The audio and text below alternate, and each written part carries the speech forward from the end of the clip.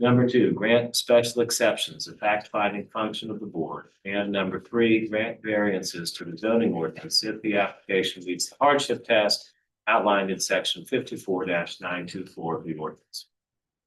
The board may deliberate and make a final decision on a matter by a majority vote of members present at the hearing and qualified to vote, provided that not less than a quorum is both present and qualified.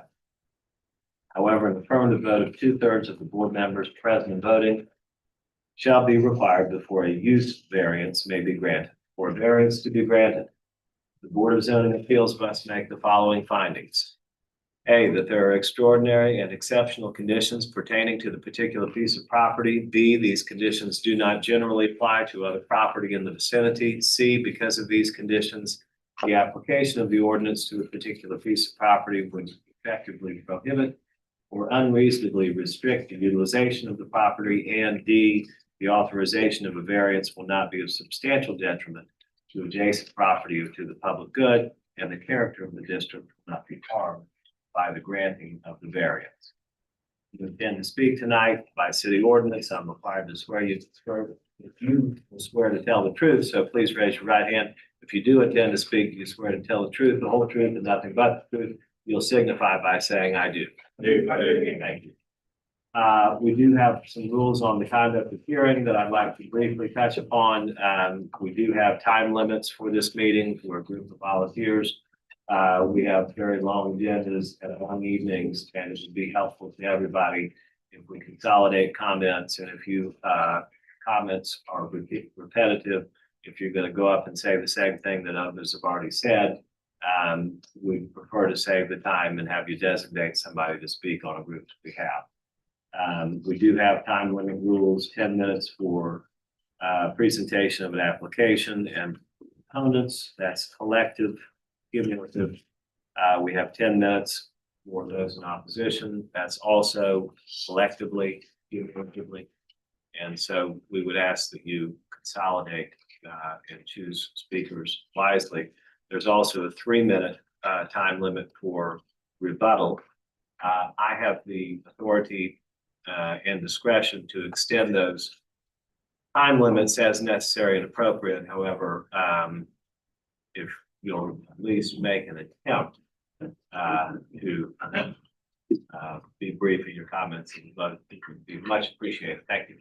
All right, so the agenda itself, we do have a couple of announcements about the agenda. B2 under new applications is not going to be heard. So if you're here for 2534 Harrow Lane, that's not going to be heard this evening. Also deferred is B50 Raphael Lane. And then we have third deferral, which is all the way at the back of the agenda, B14 for 1185 King Street. Those three items are deferred. So if you were here with one of those, you could excuse. If not, enjoy the ride here. Be here a while. All right. So the first item on our agenda, A, review of minutes and deferred applications for previously advertised BZA-Z agendas. Number one, review minutes of the June 2, 2026 meeting. Board members, those draft meeting minutes have been circulated to you in your packet of information and materials for this evening. Do I have a motion? Ms. Grass moves to approve. Is there a second? Second. Ms. McKay seconds the motion. All in favor, please say aye. Aye. Any opposed? None are opposed.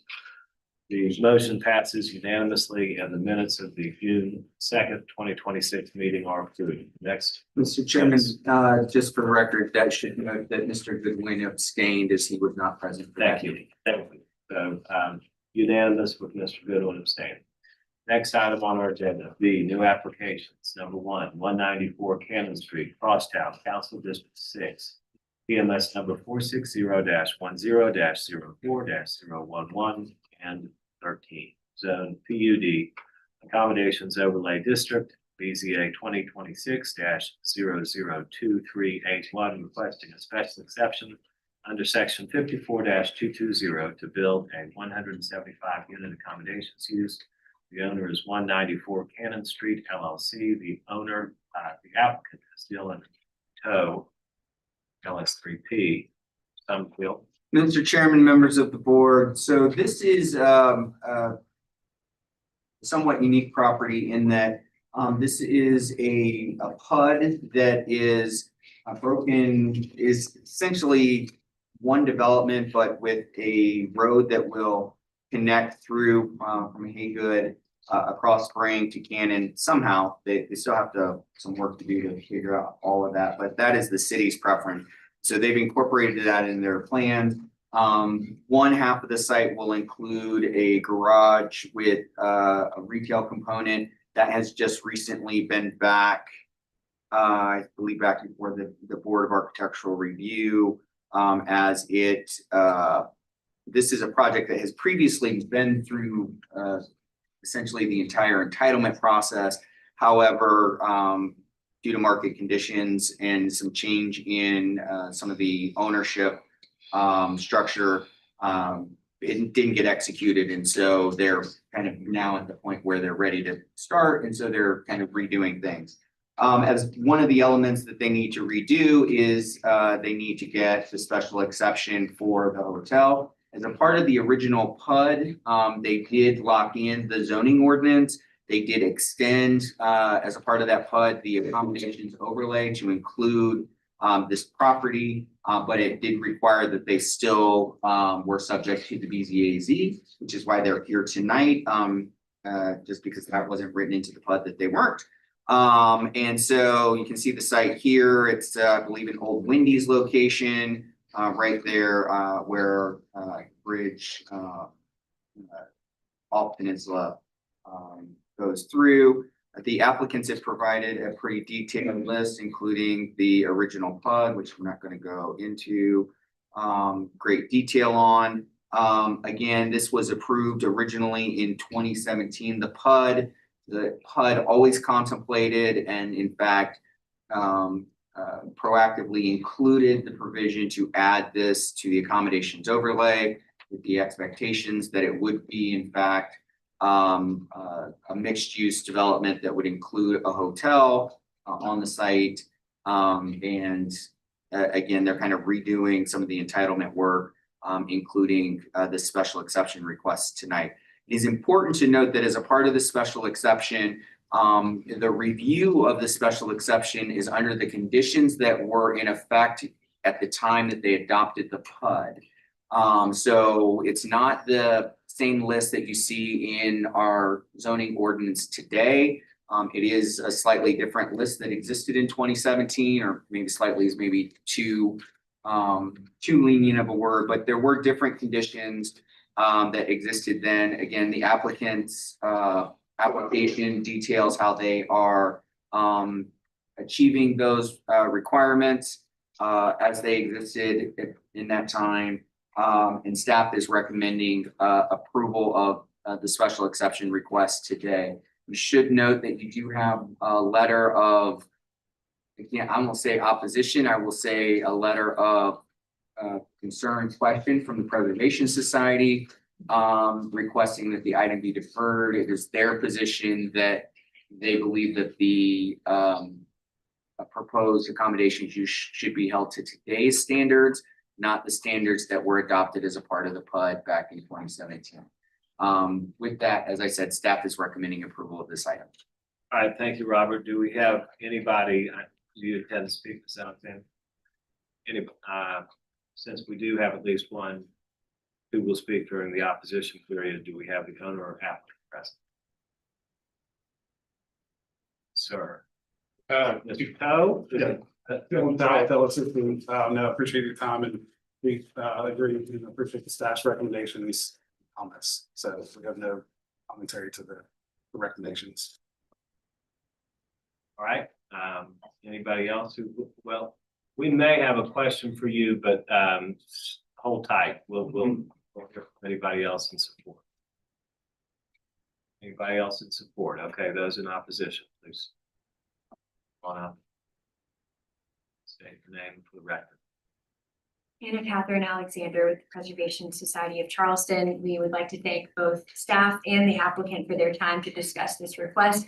We do respectfully view this matter through a different lens than staff. The PUD contains no explicit language allowing the applicant to apply an outdated version of the accommodations overlay. Instead, it requires general compliance with the zoning ordinance and subjects projects within the PUD to review and approval by the BZA. Accordingly, we think the current version of section 54-220 should apply. Since this special exception was approved in 2017, the city has adopted substantial amendments to the accommodations ordinance, strengthening approval criteria in response to community-wide concerns about the changing character of residential neighborhoods and historically mixed-use districts. This was reinforced in our city plan. Importantly, the amended ordinance requires a finding that the proposed accommodations use will contribute to the maintenance or creation of a diverse mixed-use district. And without updated materials, the board cannot fully evaluate the proposal's compatibility with its context.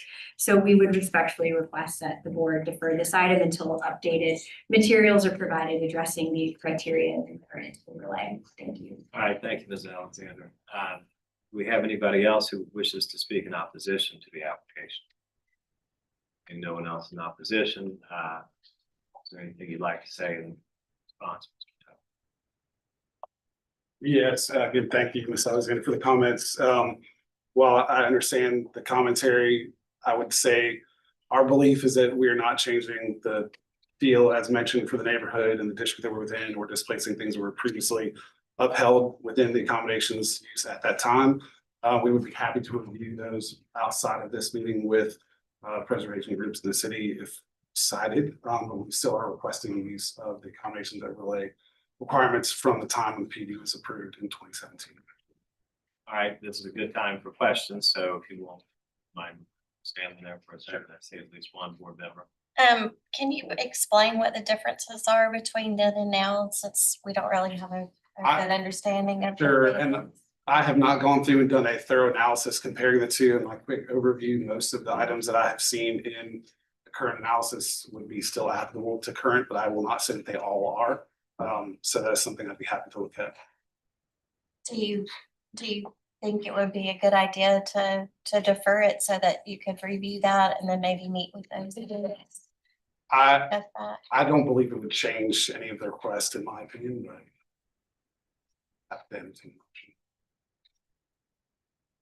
Any other questions for the applicants? All right, thank you very much, sir. It seems to me, Robert, that we've got a legal question here. Has the city's legal department weighed in on which is the operative zoning ordinance for this application?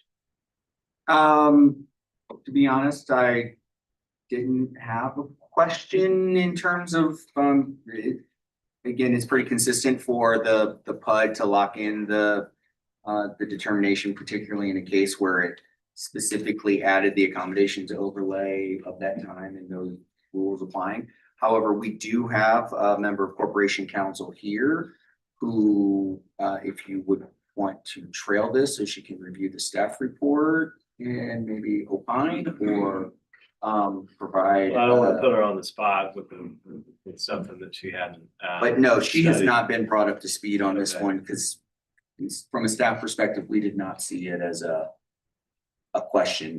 It just would be What the about normal The expectation. only thing that I heard that was troubling and made me think twice about it was Ms. Alexander said is the PUD itself requires compliance with all zoning, which me indicated that it may or may not.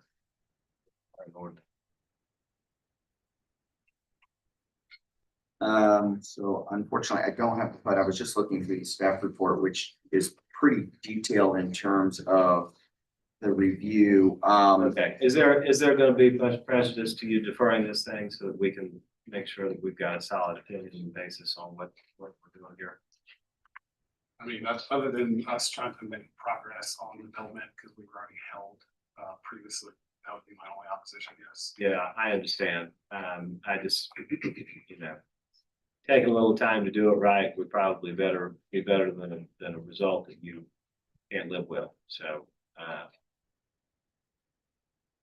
I'll make a motion for deferral. all right, is there a second? Second. Yeah, we got a motion to defer. We got a second. All in favor, please say aye. Aye. Opposed? No opposed. The motion passes. The matter is deferred. We'll hear from you again. Sounds like we've got a couple things to sort out to make sure that we're proceeding in the correct posture. So- And the next meeting would be the third Tuesday in July. So this one is just a question, so we'll make sure that we bring legal up to speed so that they can provide some additional guidance if necessary, as well as that should give more than sufficient time for the applicant. It's not that we don't trust you. I understand. Zoning can be tricky business. All right, the next item on our agenda, so, just for the record, we wanted to defer unanimously. B2 is deferred, well, actually, it's not required, so that's off the agenda. So now we're on B3, 1018 Franklin Billiard Road, Village, James Island, Council District 12, PMS number 337-00-00-032 zone. DR3 BZA 2026-002382, requesting a variance from section 54-356A and section 54-356B. Place a mobile home on a lot of insufficient size. 0.265 acres are existing, 1 acre is required with an existing occupied building. The owners are Delkin Gilliard and the applicant is Nephew Yard. Mr. Chairman, members of the board, so this is in our very limited DR3 zoning district. You can see the location here off of Riverland Drive. The aerial shows the site obviously a little better in terms of the available lot. The applicant is proposing to allow a mobile home to be placed on their property. Again, we only allow a mobile home in the DR3 zone, and but we do have what I would offer the opinion is a very difficult to meet standard of a 1 acre lot for the mobile home. This would go into the, let's see. This would go into this side yard here in this space. It would meet applicable setback requirements. It would be consistent with other properties in the community. As you can see, we have a number of other properties where having a multi-generational housing situation where you have a home or maybe a mobile home that is affixed to the ground, and then a secondary structure is very common.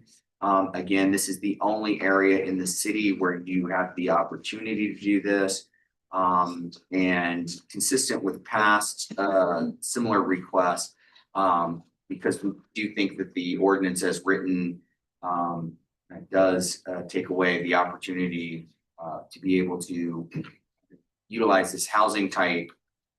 Staff is recommending approval of this request. All right, thank you, Robert. Do we have anybody here in opposition to the application for 1018 Franklin Gilliard Road? See no one in opposition. Do we have the owner or applicant present? Anything you'd like to say to the board? You don't have to if you don't want to. Things are looking good. Can I ask a question before they? speak Sure. real quick? Is this still with the condition that y'all recommended for about the skirting?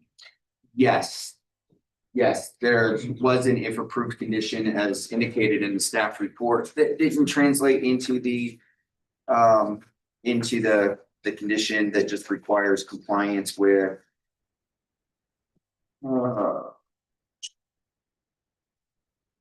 yes, we would recommend approval of the variance with the condition that the proposed mobile home be skirted in accordance with the requirements of section 355T of the zoning ordinance.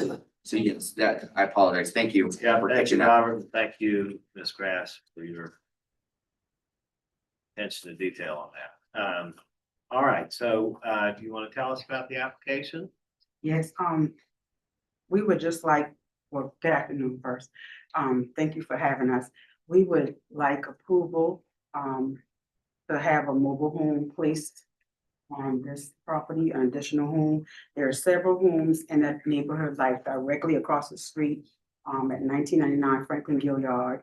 there's 2002 Joe Nash, where there's a home and a mobile home. In less than 1 acre, just like on her property, and we're just asking for an exception. If possible, Thank you. And I assume this is for a relative. myself. And this is Questions for the applicants? Do you understand the condition that's being proposed? yes, sir. Okay, and you're okay with that? Yes. We have no questions for you, so thank you very much. Okay, thank you. Any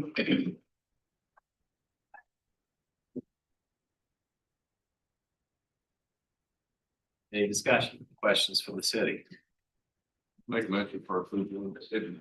All right, so just for the record, is that condition is in the It's in the staff report. staff report? So we Under got a the staff motion. analysis. So we got a motion on the floor by Mr. Bennett to approve with the condition that the proposed mobile home be skirted in accordance with requirements of section 54-355T of the zoning ordinance. So is there a second?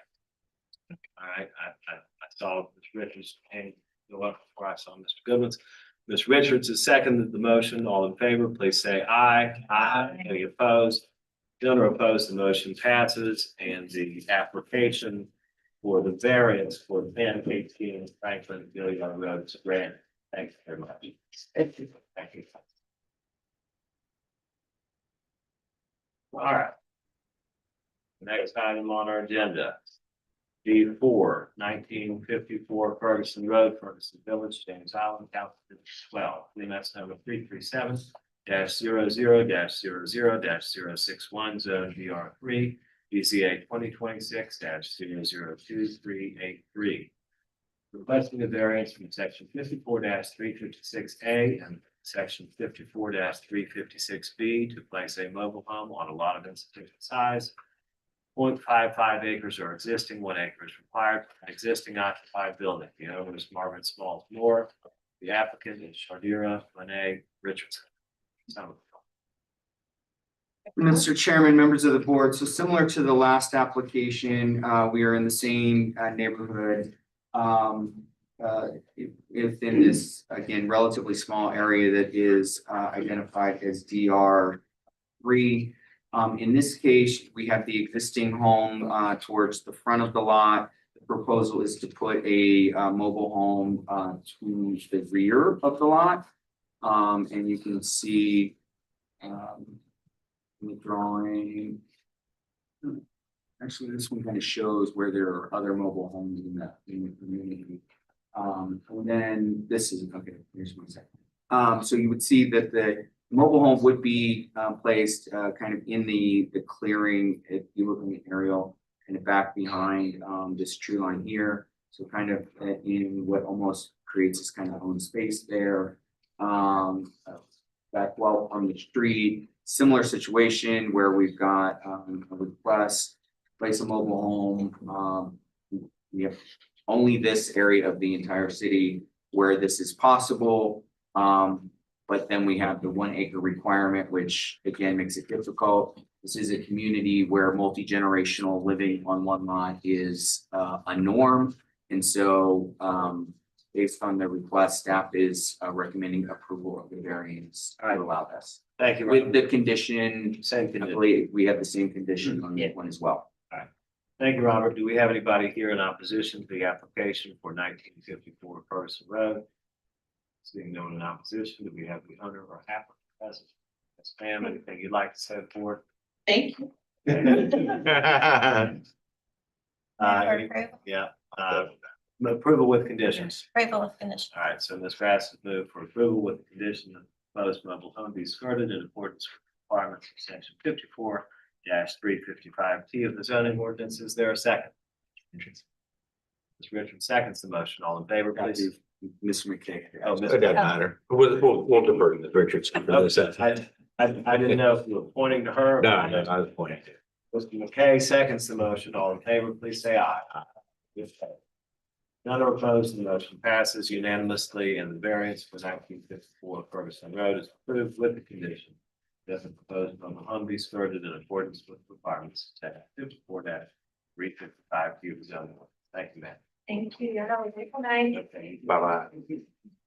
All right, the next item, B5, is been confirmed. That leads us to B6, 2 Henrietta Street, Garden District, Council District 4, EMS number 459-13-03-077, Zone DR2F, BZA 2026-002385.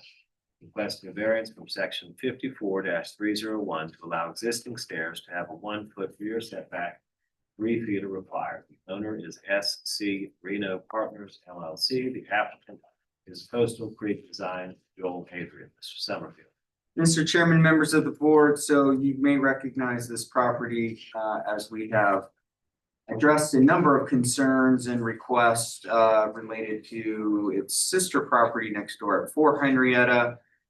This is a request for an after the fact variance because the stairs they constructed at the rear of the 2 Henrietta property in order to stay within the limited lot area that they have and meet the requirements within the elevation, ended up exceeding what you can do with stairs.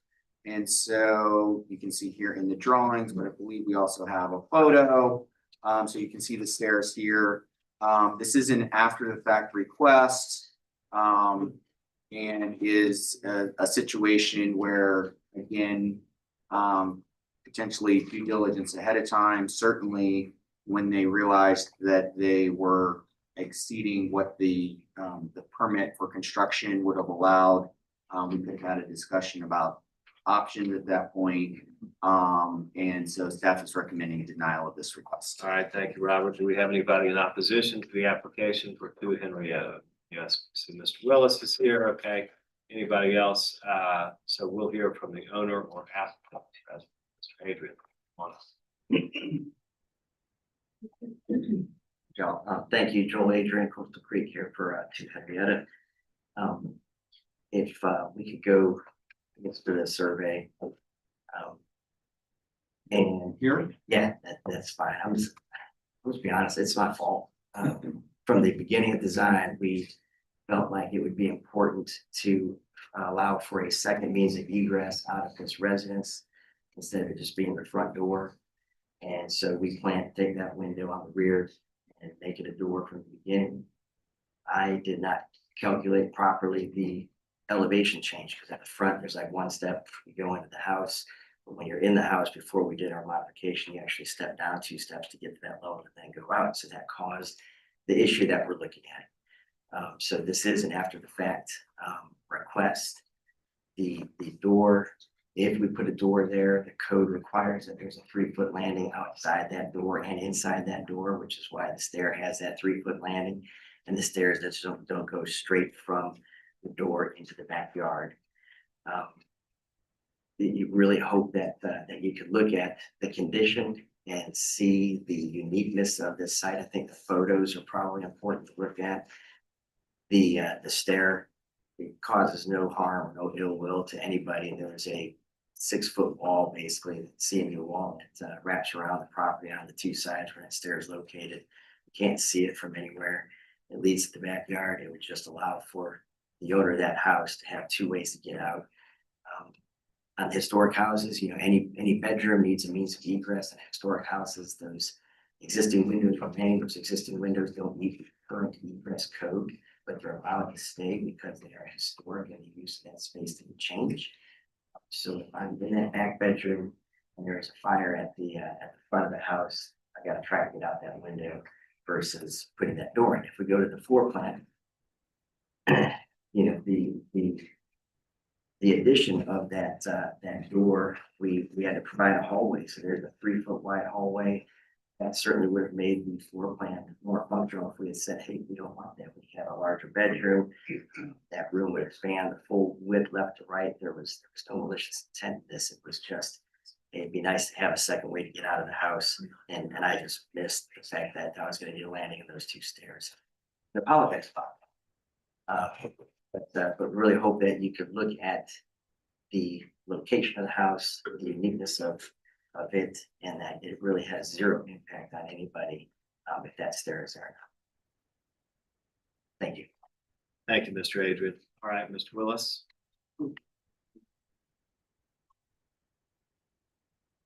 I didn't ask, but I assume, is there anybody else here to speak in support of 2 Henrietta Street? Thank you.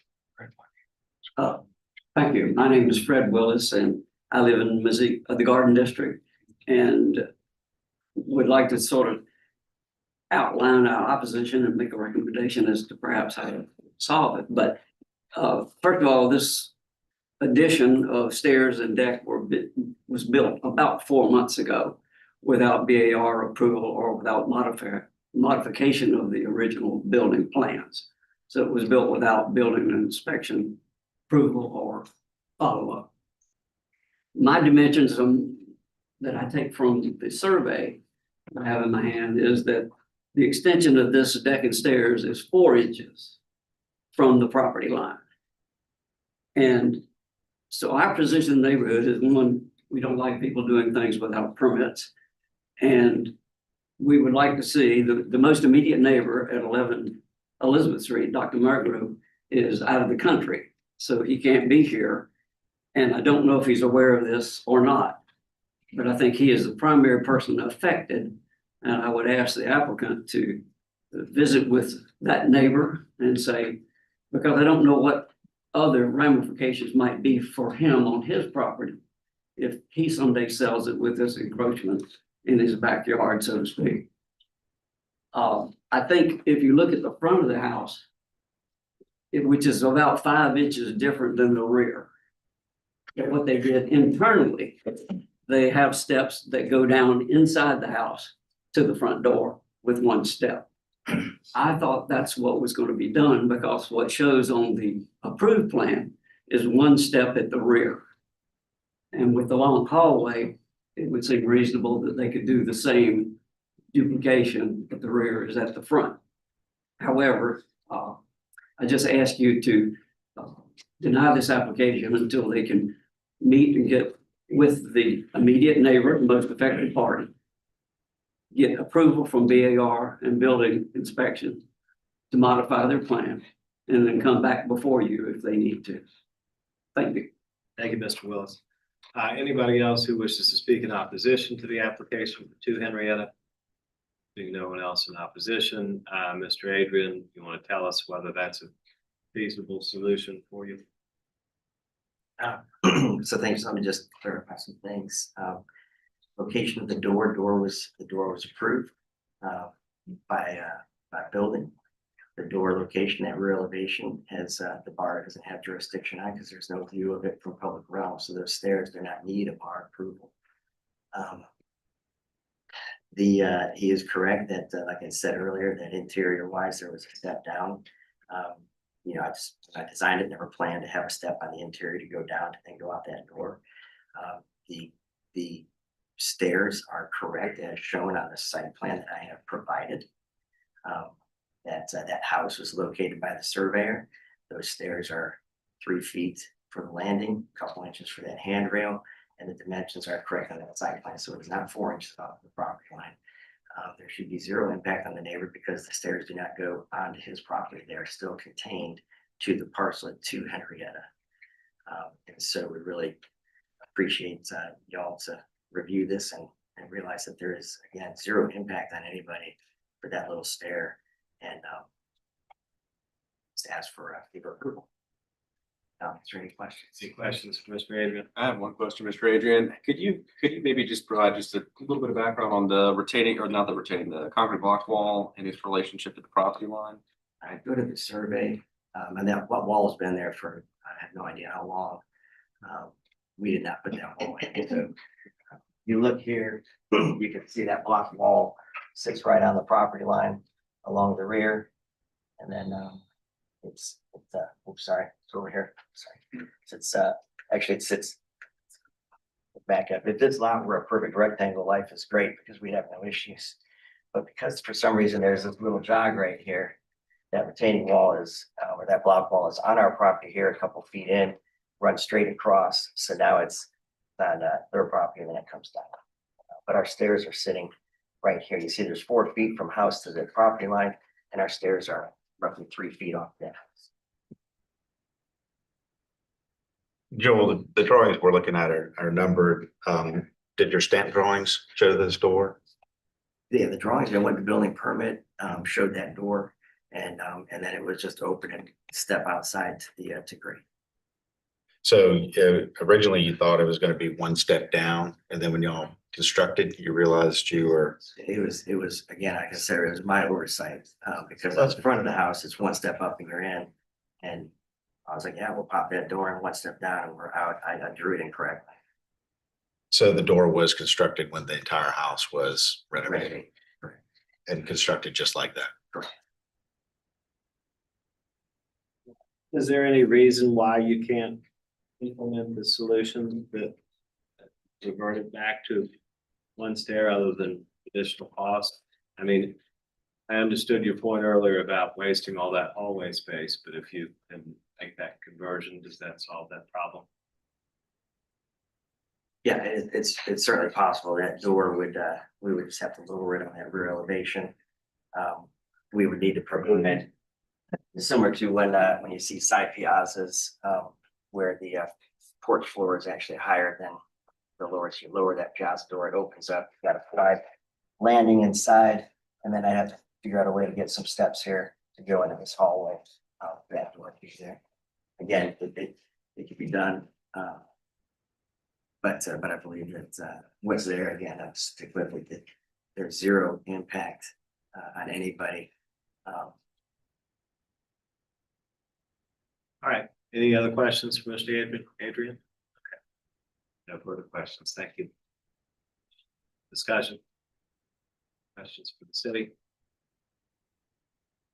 I would move for denial based on the city's recommendation and Mr. Willis's comments. All right, we got a motion to deny from Ms. Grass. Is there a second? My apologies. Can I just, to the motion maker, could I ask that be a denial for, or a motion for denial without prejudice, meaning that they would be able to reapply to address anything should they need to, without having to wait a 6-month period, because again, this is a house already mostly constructed. So if in trying to figure this out, they still need to come back for something, I would want them to be able to do that. Okay, motion for denial. I use the words without prejudice. That's how we used to do it in Okay. previous thing when we were saying we're gonna waive the Waive cooling off period. period. Yeah. Okay, so we got a motion to deny without prejudice. Is there a second? Mr. Goodwin seconds the motion. Again, motion to deny, so a vote of aye means we're denying the request of variance. All in favor, please say aye. Aye. Any opposed? No. Okay, one is opposed. So that means that the variance application is denied by a vote of 5-1, without prejudice for Mr. Adrian to come back inside of 6 months if necessary to try to make a smaller adjustment. All right, thank you, Mr. Willis. Thank you, Mr. Adrian. Thank you. Next item on our agenda is B 759 Gibbs Street, Charlestown, Council District 8, PMS number 457-11-01-051-051. Zoned STR BZA 2026-002-386, requesting the variance from section 54-301. Adult condition with a 3-foot west side setback, 12 feet required, and a covered side setback, 4 feet. 16 feet are total existing, 18 total required.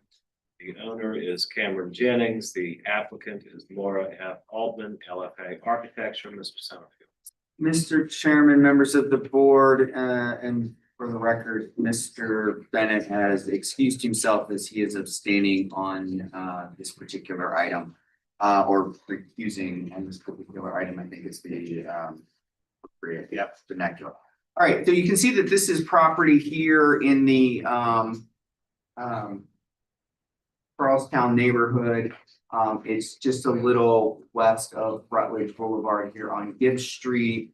And you can see here in the aerial, the applicants are proposing an adjustment to the site that would put it in kind of in line with a sister house that's next door. They are proposing to they're proposing to do this, sorry. They're proposing to do this addition here to the side of the home. Customarily, we're used to seeing additions to homes, particularly in this neighborhood, that would be more to the rear and maybe up. This is a little bit unique in that it is requesting to add the square footage on the side here. Again, they're making this request because there is an existing home that they believe is as the term goes, a sister house here that would create a consistent context, if you would, for the proposed side yard addition. This would have a garage at grade with a 1-story pump out there, if you would, that will allow for this additional living space here for their family room and an additional bedroom that they are adding as a part of the living space for the family. Again, it will be roofed at the second floor. This is a 2-story home, so the rest of the home will obviously remain a 2-story. This addition is just for the story component.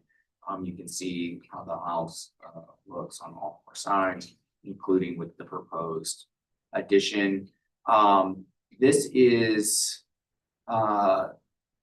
in some ways a extension, if you would, of the variance that they received back in November to build an addition with the side setbacks as they got in there and looked at it. They had to make the adjustment to the setbacks that results in this kind of updated variance to build the addition at a 3-foot west side setback, 12 feet required, with the total side setback of 4 feet, 16 feet total existing, 18 feet total required. Again, this is not a significant change over what has previously been approved by the board to accommodate this slight modification given the internal workings of the house and not completely redoing all of it to try to make the addition work. For those reasons, we do think that there's some unique circumstances here. Again, it is in keeping with the variance that was already approved with the site. It is in keeping with context of an existing home base on the street. So it's not context busting from that standpoint. So staff is recommending approval. We did not receive any.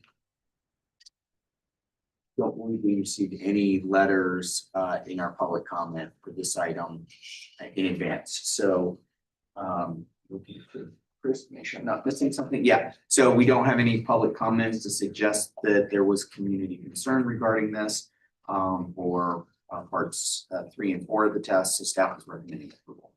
All right, thank you, Robert. Do we have anybody here in opposition to the application for Gibbs Street? I see no one in opposition, Ms. Altman, like, tell us about what's going on. Okay. Hi, Laura Altman, LFA Architecture. I'm representing Jennings Cameron at 59 Gibbs. This house was built before 1921. The rear porches were enclosed in the 1940s, and then later porches were added at the rear. We're back because we need to request, as Mr. Summerfield said, an extension of the variance we received previously in November. The client needs additional living space and bedroom space for her growing family. And we had previously planned that we would be able to gain that space at the attic, creating a 3rd floor space. However, that's not feasible because there is not enough headroom. And we actually have like a whole 6 inches at the gable of 7-foot headroom. So back to the drawing board again, and we're proposing a larger, but still 1-story garage, addition with a garage below. Still has a 1-story, low slope roof. And our goal, of course, was to have the most sensitive addition to this historic house to gain the square footage she needs so that she can stay in the home. It has a unique center hall. If you'll go flip to the second floor is a good place to look. So we can't add to the rear at the first floor because those are important living spaces for a family with a bunch of children. You need that outdoor space, and we're already bumping up and over the existing house already overstepped front, rear, and west side setbacks. So we didn't want to push towards the rear. We, like I said, can't do the attic. And then we looked at several options at the second floor. If we were to enclose or rework some of the space at the rear of the house where that second floor porch is, up here, you would have to pass through a bedroom to get to a bedroom. So that then renders that bedroom unusable. It's a corridor, so there's no gain. Similarly, if we had kept the original footprint from the addition that we proposed back in November, that was kind of from here back. If we were to add a second floor there, we'd have to go through a bedroom again. Or we talked about doing a stair where we come up partway and go to the left. But then the second floor bedroom that you add on the addition we had proposed previously blocks the egress from the internal, what then becomes an internal bedroom. So then there's no gain. All of this is because we have a very central small hallway at the second floor, which is just a unique part of the plan.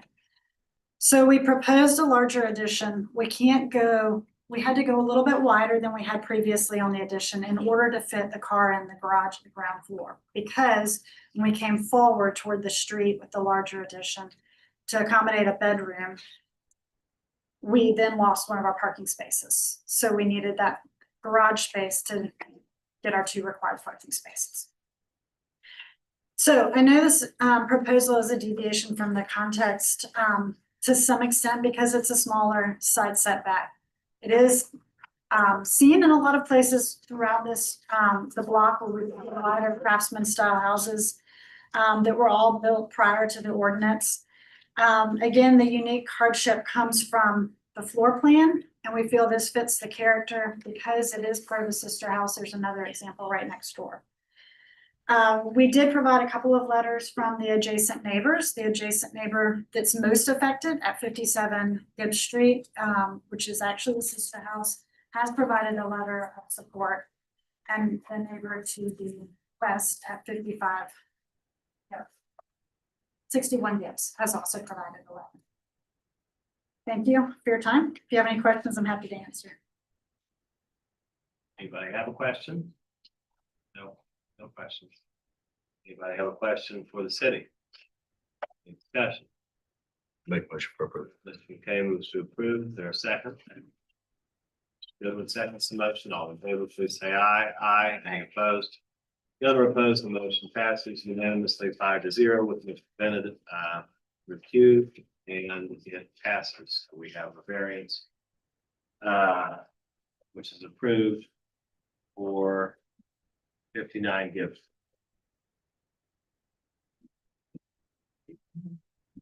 All right, next item on our agenda. Now it's U8 221 Grove Street, Wagner Terrace, District 6, PMS number 463-14-02-006, zoned SR2. BZA 2026-002-387 requesting a variance from section 54-301 to build a 2-story rear addition with a 21-foot rear setback, 25 feet of required. The owner is Owen Meisland, the applicant is Michael Fisher, Mr. Summerfield. Mr. Chairman, members of the board, so you can see the property here. It's an interior block on Grove Street, just west of, I believe it's 11th Avenue. Yeah, 10th Avenue. You can see the home here in the aerial and how it sits on the street is with the adjacent properties. The requests again should not be unfamiliar to the board, as this is one that we have seen previously. They have existing two-story porches on the back of the home. As a part of their renovation, they were proposing to enclose the second story and make that as an addition to the home, while the first story would still have, I believe that would remain porch space. Chris, correct me if I'm mixing this one up with other ones. However, as they've gotten into it, they've realized that originally they were remaining within the footprint of the existing porches. But as they've gotten into it, in order to provide the necessary supports and everything else, it will come out a little bit into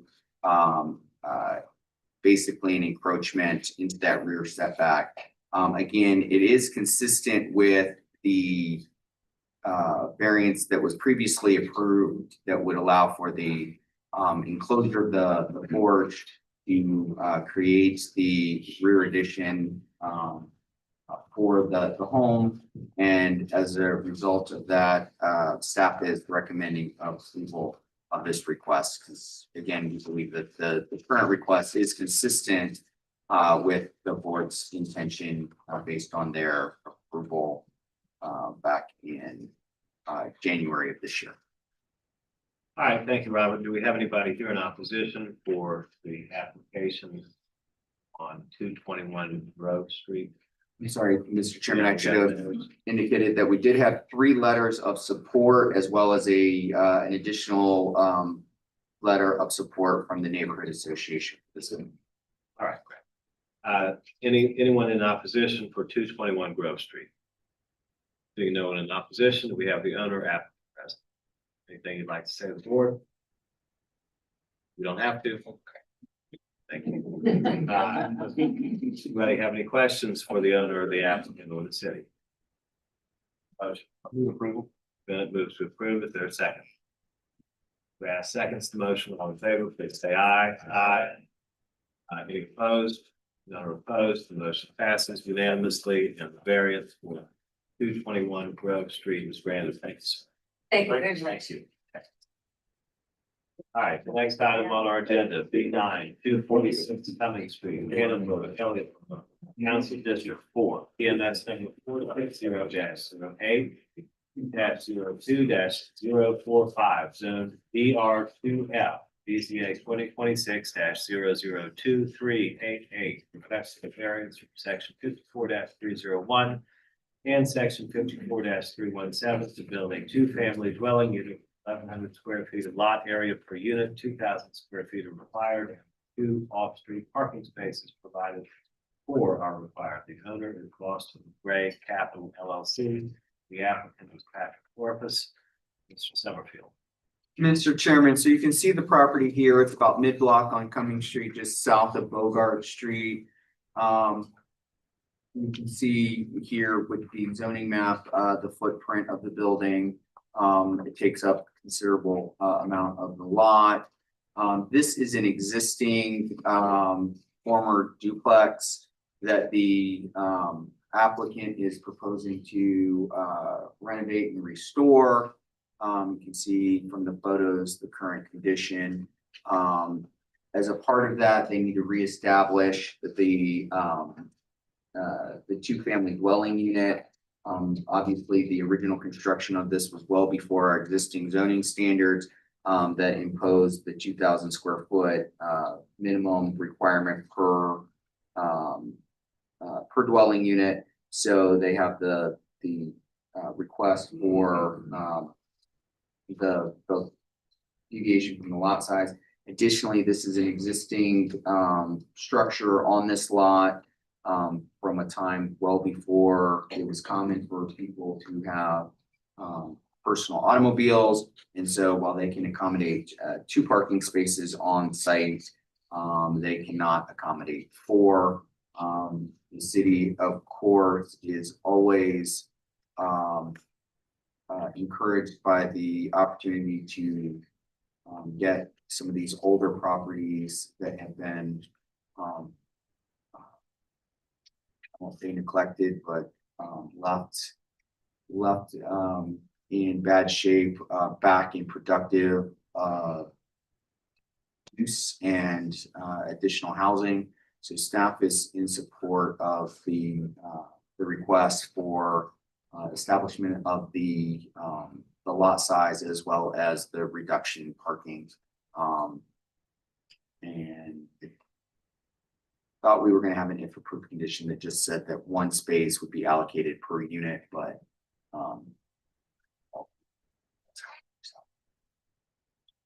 All right, thank you, Robert. Do we have anybody here in opposition to the application at 246 Cumming Street? Okay, we'll hear from you, sir, in just a minute. First, we'll hear from the owner applicant.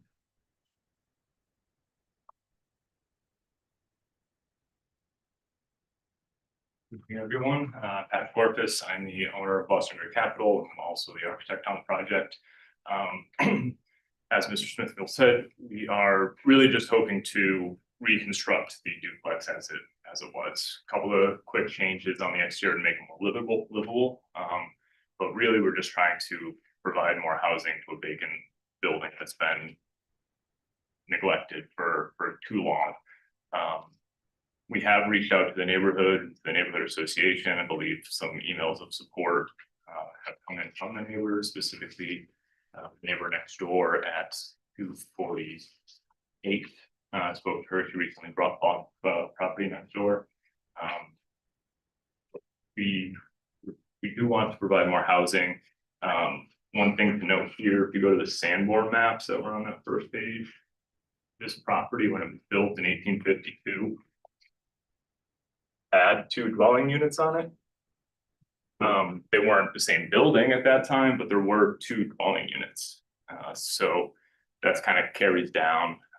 It was removed at some point after 1900, but or 1902. But there were this property was constructed with 2 dwelling units.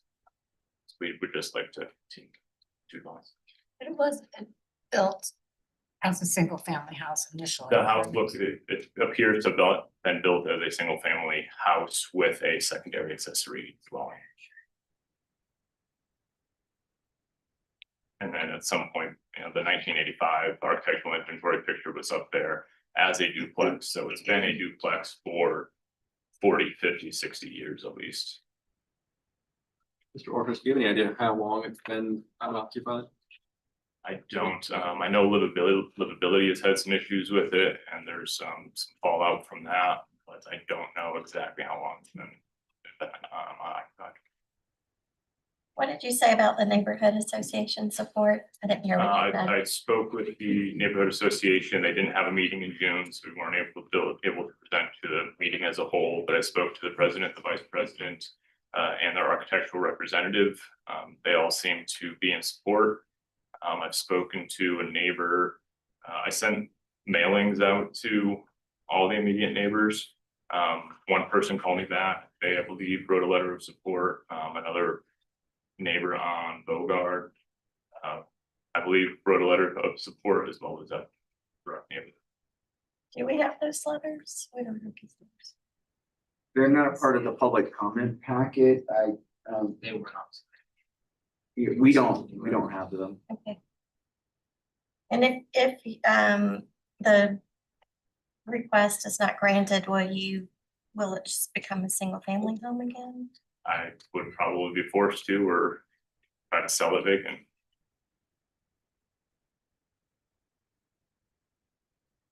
Any other questions? All right, thank you, sir. We may hear from you again. Do we have anybody in opposition? I saw one. Please come up and state your name and address for the record. Good evening. My name is Chris Maloney. I'm a resident at nearby 239 St. Philip. I've been there for 29 years. I respectfully ask that BZA members deny the applicant request. I'm just going to jump right into their variance test. One, is the property extraordinary or exceptional? Not really. The property on either side are basically the same size and same configuration. Several properties across the street, small, same thing. Small lots have small buildings. 248 Cumming is a nearly identical single-family residence. 246 was built as a single-family residence. This building has not been used as a duplex for 40 years. The last residents were Gloria and Reynold Brooks. They were forced to move out due to the horrendous living conditions about 15, 16 years ago. At the same time, the downstairs unit was already boarded up. It was also unlivable, and they had to keep vagrants out. It was a pretty rough situation for them, and I'm glad they got out of there. This property was not constructed with two dwellings as stated. If you look at those 1888 Sanborn maps referenced, the front structure on the street has a DWG on it for dwelling. That's the single house. The house in the back doesn't have that designation. It's an outbuilding. It's most likely a kitchen house and a wash house. Got to remember, these outbuildings were common on every lot. No one had plumbing, no one had sewer. It probably wasn't a house. Number two, do zoning conditions generally apply to other properties in the surrounding area? Of course they do. Existing non-conforming uses exist throughout the neighborhood. Most of these are allowed as they've been effectively grandfathered in due to continual use. This is a new request for a long expired use as a duplex. It's a non-historic use of the property. Three, does the application of ordinance create a hardship? I would say no. The property just as easily could be restored as a single family residence. Requesting non-conforming uses on a small lot for a duplex, nearly 50% too small by code, is an avoidable choice. The cost to restore are irrelevant for variance consideration to move. It's important to note that this is probably a full rebuild, not a restoration. That opens the door for design as a better single house. Will authorization of variance be a detriment? In my opinion, it absolutely will. It sets a horrible precedence. Applicant implies that granting of these variances will only allow for improvements to a derelict building as a precondition. It's just as easy to argue that denial of these requests would allow for an owner to restore this building to historical use as a single-family residence without the need to request use and parking variances. Lastly, parking. I see parking mentioned in each and every test question. Applicant is only required 4 parking spaces due to the request for use as a duplex. The request is creating the hardship, not the existing conditions. Not having the required parking negatively affects every resident within a couple blocks in any directions. To say this neighborhood is in an area is limited. I mean, the parking here is insane. I live a block away. Chubby Fish, Delisandro's, Gastronomy, no parking. We can't continue to grant variances for parking, and it's not necessary. Non-conforming use is a single house. The structure's original configuration with the required parking is an asset to the neighborhood and protects the historic character and uses of LA Borough. Anything else runs the risk of contributing to the ongoing deterioration of the livability within the neighborhood. I request you consider denial of these various requests to protect the quality of life of the residents of this neighborhood. Thank you. Thank you, sir. Does anybody have any questions? Thank you. All right, Mr. Warfus, any, well, I need to ask, is there anybody else who wishes to speak in opposition to this application on Cumming Street? If no one else in opposition, let's hear from Mr. Warfus on rebuttal. First, I'd like to thank you for stepping up and voicing your concern. If I could ask Mr. Swallow a question. Does the BZA email and the BZA-Z email go to the same place? Which, there's a BZA-Z email and a BZA-Z. BZA-Z address. No, they go to those go to BZA-Z email. I'm not seeing any record of any of those correspondence. But I know I was copied on at least one of those, not to take away from the rebuttal time. The opposition mentioned a precedent, and setting a precedent. And if we can go to that last sheet in the middle that I provided a quick little map of just this intersection. And all of these green highlighted properties are already the precedent. They're all lots of insufficient size with 2 or 3 units in each one. And most of them don't have parking at all, let alone a couple of spaces.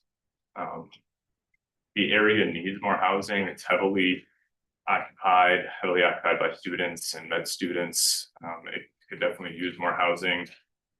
He mentioned the parking as being an issue, and then mentioned all of the commercial properties. Charleston's a foodie town, a lot of great restaurants.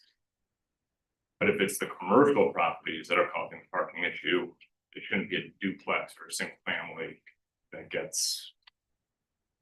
Okay, don't we have to look at the conditions the conditions on the ground today, and then evaluate your application to make a determination as to whether or not? I don't deny that. Okay. I would just say that I have some off-street parking, which is more than a lot of these other properties in the area, commercial or residential. Those 2 parking spaces being provided is still more than at least half of the properties in the neighborhood.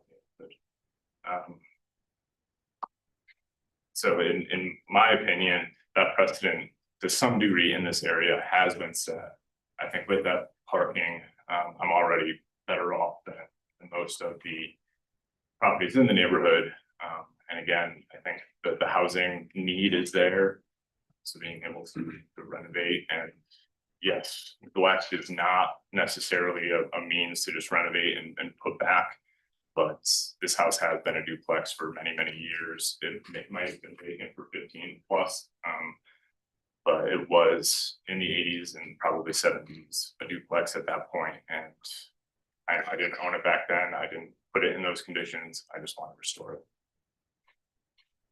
All right, thank you, Mr. Orvis. Mr. Chairman, if I may, I need to put a couple of things on the record based on comments that were made. So first off, I do want to be clear that regardless of whether this is approved tonight for a 2-family dwelling unit or not, this lot is not big enough to, based on current code, because again, it was platted in a time before current code and utilized in a time before current code, is not big enough by current code to accommodate a single family home. Right. So the question of lot of insufficient size will be will need to be addressed regardless of whether or not it continues to be as it's currently constructed, which is as a 2-family dwelling unit, or not. It is currently a duplex, a vertical duplex, upstairs, downstairs units.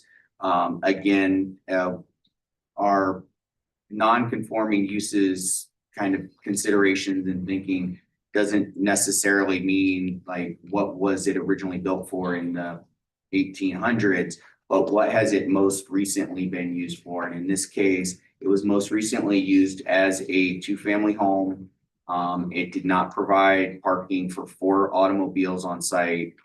It has sufficient room to accommodate 2 automobiles on site. Housing is necessary. This is a lot that has accommodated a 2-family home, as was spoken about for multiple years. So again, I just want to make sure we're clear. Last use was as a 2-family home. And regardless, it would need a lot of insufficient size finding to be used residentially going forward because of the amount of time since someone last lived there. Okay. Questions? I'm sorry. Yeah. One other thing I need to be clear, there was a comment made about a tear down and rebuild. That is not on the table either. This is a historic home. It is not, I can't speak for a board decision because ultimately it would be a board of architectural review decision, but I cannot, particularly since you have a case later tonight where the board is requiring them to rebuild a house that fell down because it was mistreated during the construction and they were required to rebuild it as it was when it fell down. I cannot anticipate that this would be approved for demolition. So the opportunity to rebuild something new on this lot is very, very small. I have one question for Mr. Orpus. You mentioned, if you could just review with me the letters of support that you said and who you talked to that supported. So with any zoning type of thing, I always like to send letters out to the most impacted neighbors, it's usually about 40, 50 neighbors. I spoke with the neighbor right next door at 248 Cumming Street. She recently bought the property 2 weeks ago, maybe they closed. And she did send an email to somebody, she copied me. You have a copy of that on your I phone? can pull it up, yeah. Sure, if you can show in a second, Christopher, in a that'd be second. great. And I spoke with Steve Ramos, who lives around the corner on Bogart Street. He was in support of it. He was about to go on vacation. I don't know if he ever sent it in, but he said he would. I spoke with the neighborhood association, the president and vice president, Mr. Marion, and their architectural representative, Andrew Gould. I spoke with him. They said that in this case, they thought it was a good idea to move forward, and they asked if they wanted a letter to the zoning board. I said, yes, please. And then I spoke to the owner at 259 Cumming Street, and again, she was in support and said she was going to send an email. Sure, if you don't mind showing that to Christopher, that'd be great. So step aside. And Mr. Summerfield, to speak to your VAR situation, before we realized we had to come to get this variance, we did go through the VAR process to get all the approvals on the reconstruction as submitted. All right, be clear, that was for a renovation, restoration, not demolition. That's correct, yes. Of a of a duplex. Of the duplex, yes. Robert questioned if we denied the parking variance, that moved the other. The parking variance would not necessarily moot the other one, but it would require them before they could. The variance will allow them to move forward through the review process for everything else, but without the parking variance, they would not actually be able to. Zoning would not be able to sign off on the final construction completion unless they demonstrated compliance with parking through one of our alternative parking means, which would be that they either provide parking through a long-term lease or through common ownership within 400 feet of the location, or a subsequent variance from approved by this board.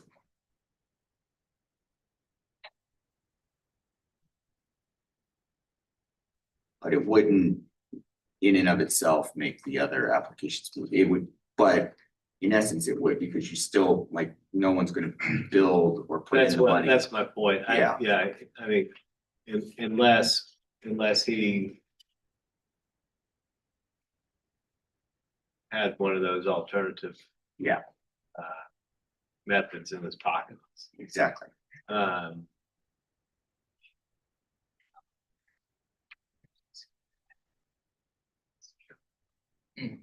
Yeah. All right, discussion, questions for the city?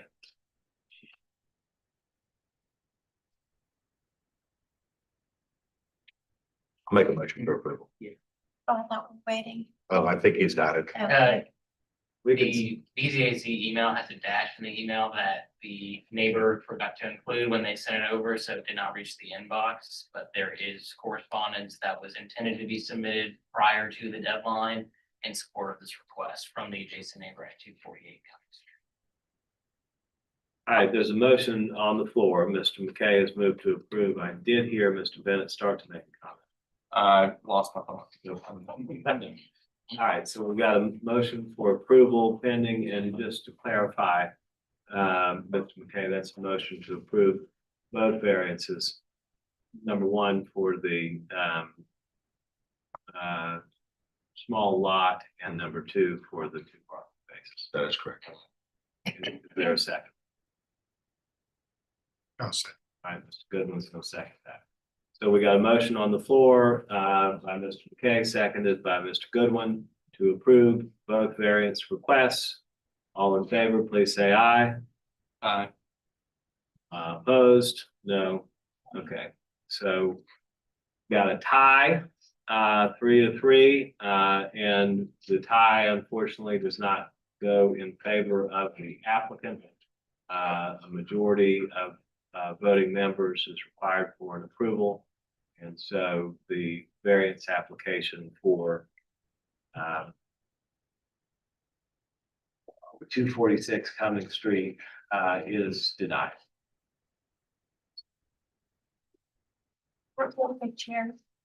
Please respectfully just ask everyone to please not talk amongst themselves. It's just extremely distracting. May I say something before we go forward, before we leave that one altogether, is there any way that we, as you pointed out, Robert, he's gonna have to come back if he wants to have a single family house on this lot. That's what the path that he chooses. And I don't want him to have to wait for 6 months in order to do that. That would I think be a it's significant potentially enough, different yeah. application, right? Yes, yes. Okay. So in that case, we would classify that as a new request. Right. And that would be allowed to be submitted whenever he wanted to move Okay. forward. That would not require him to wait I for 6 months. didn't want to penalize him on having to wait longer for that. Okay, thank you. All right, the next item on our agenda is B10, the 330 West Confederate Circle, South Windermere, Council District 11, TMS number 421-13-00-111, zone SR1, BZA 2026-002389. Grant the variance from section 54-301 for building 2-story rear addition with a 5-foot north side setback, 9 feet are required, and a 17-foot rear setback, 25 feet are required. The owners are Phil and Acacia Braun, the applicant is Amber Lohman.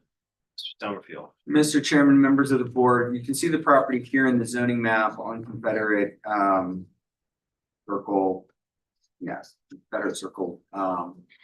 You can see the property, while of decent size, does in fact have an irregular shape, with the fact that the rear yard or the rear property line actually pinches in at the center into what would normally be thought of as the rear yard here.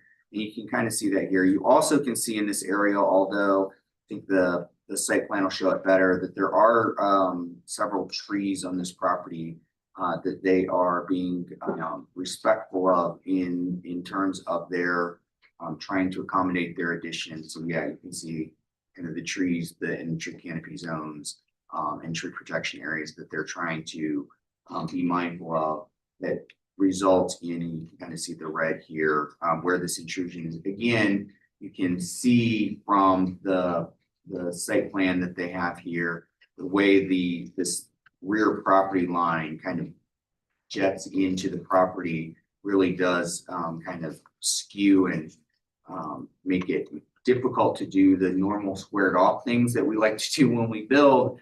It makes it difficult to achieve that when you have this odd kind of shape in the back like that. You can see again, they show kind of where this would be in relation to the other properties on the site in terms of the addition that they're proposing. And then you can see in higher level of detail the proposal. So they would be doing this addition kind of along that property line, but because of the way the property line angles down and then jets in the back, you do end up, if they stay squared off, with this slight increasing encroachment on the side property line, and then again, because of the angle, the encroachment here. And then you can see the existing home there. And you can see here. So while there are some there are some things that do lend themselves to the variance, staff is recommending denial because it does, while we acknowledge these issues, based on the floor plan review, while they are increasing some living space here, connecting here, there is this, and the applicant can go into why it's necessary for their design or their livability. But there is this breezeway space here that from a staff perspective, we just could not, while we fully acknowledged all those things that I went through on the irregularly shaped lot, we just could not come to the hardship when we've got this space that doesn't seem to do anything but create a breezeway through the site, that if you moved it up, those encroachments into the side and rear yards would certainly be less and possibly be non-existent. And so that was the difficulty for staff. While we fully supported the fact that they were doing an addition, that they were being respectful of trees in terms of where they would put it, because again, we wouldn't want them to put it in the front yard where they actually do have a pretty decent amount of space. And we understand what they're doing with trying to create some outdoor living space here. We just couldn't get to the finding for recommending approval, given that it appeared that there is an opportunity to maybe not go quite as far in the renovation, and therefore not have as big of a request. And so for that reason, staff did recommend denial. It should be noted that they do have 2 letters of support from neighbors at 324 and 336 Confederate Circle that are in your public comment pack. All right, thank you, Robert. Do we have anybody here in opposition to the application for 330 West Confederate Circle?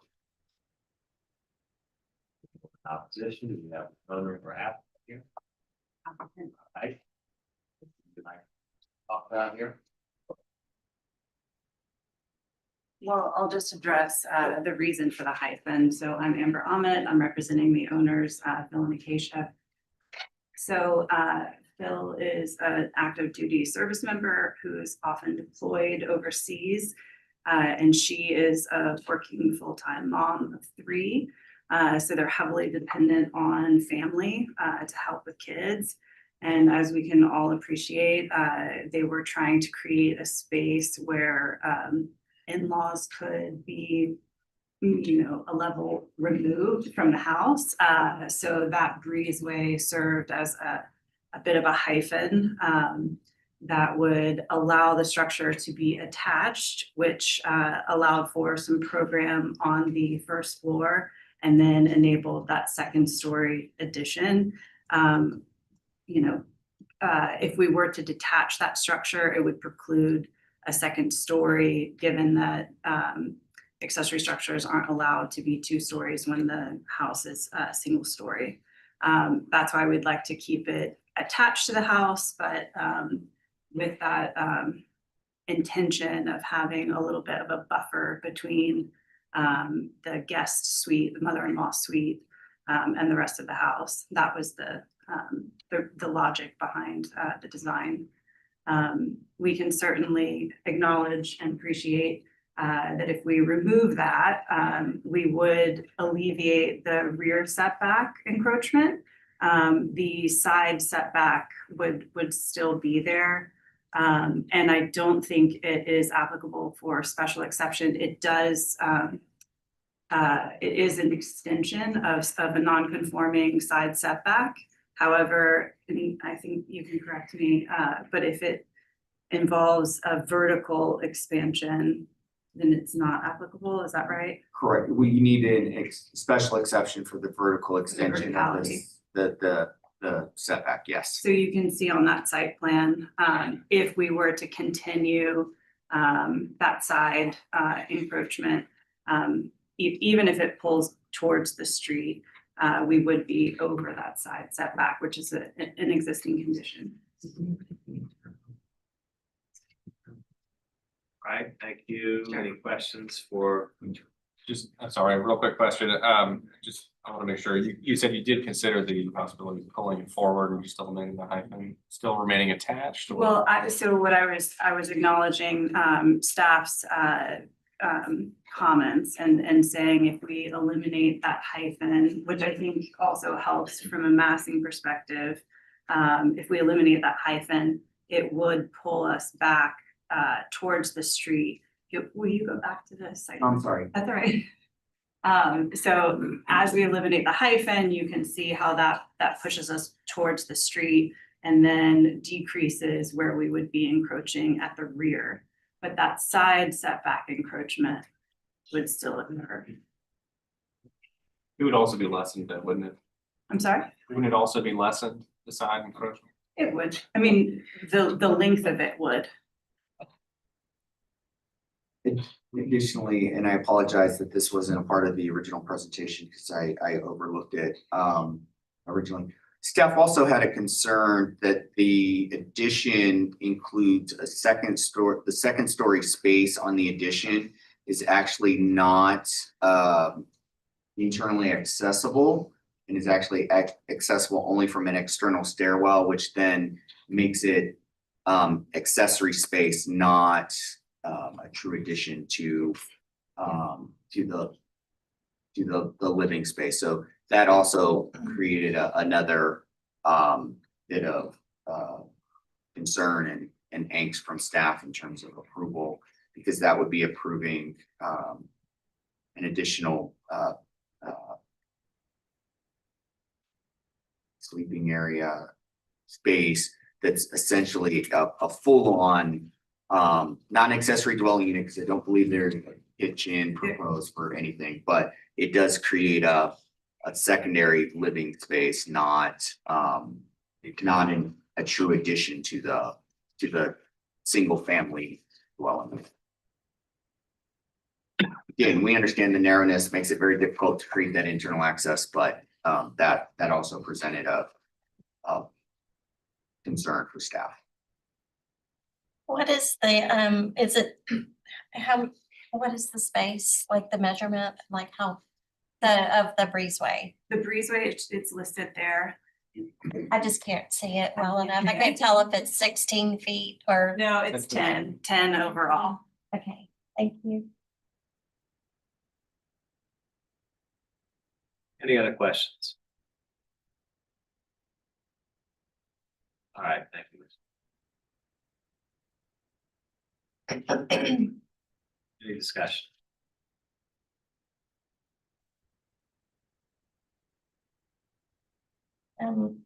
I guess I'll start. I agree with the comments that the breezeway space does create the need for the variance. It creates the hardship. I think even if you had, I agree, it certainly makes it pretty severe, but I think if you remove the breezeway and pull that forward, you could still find a way, you'd still have the issue with the setback, but it would be much less substantial. And I tend to agree, it doesn't feel like there's a hardship to have that breezeway to push all the way into the rear. Any other comments? I want to make a motion. I'll make a motion for denial of the application. Okay. So we've got a motion to deny by Ms. Grass. Is there a second? I'll second. Mr. Bennett seconds the motion. Vote of aye means a vote to deny the variance request. All in favor, please say aye. Aye. Any opposed? None are opposed. The motion is granted and unanimously. The variance for 330 West Confederate Circle is denied, and I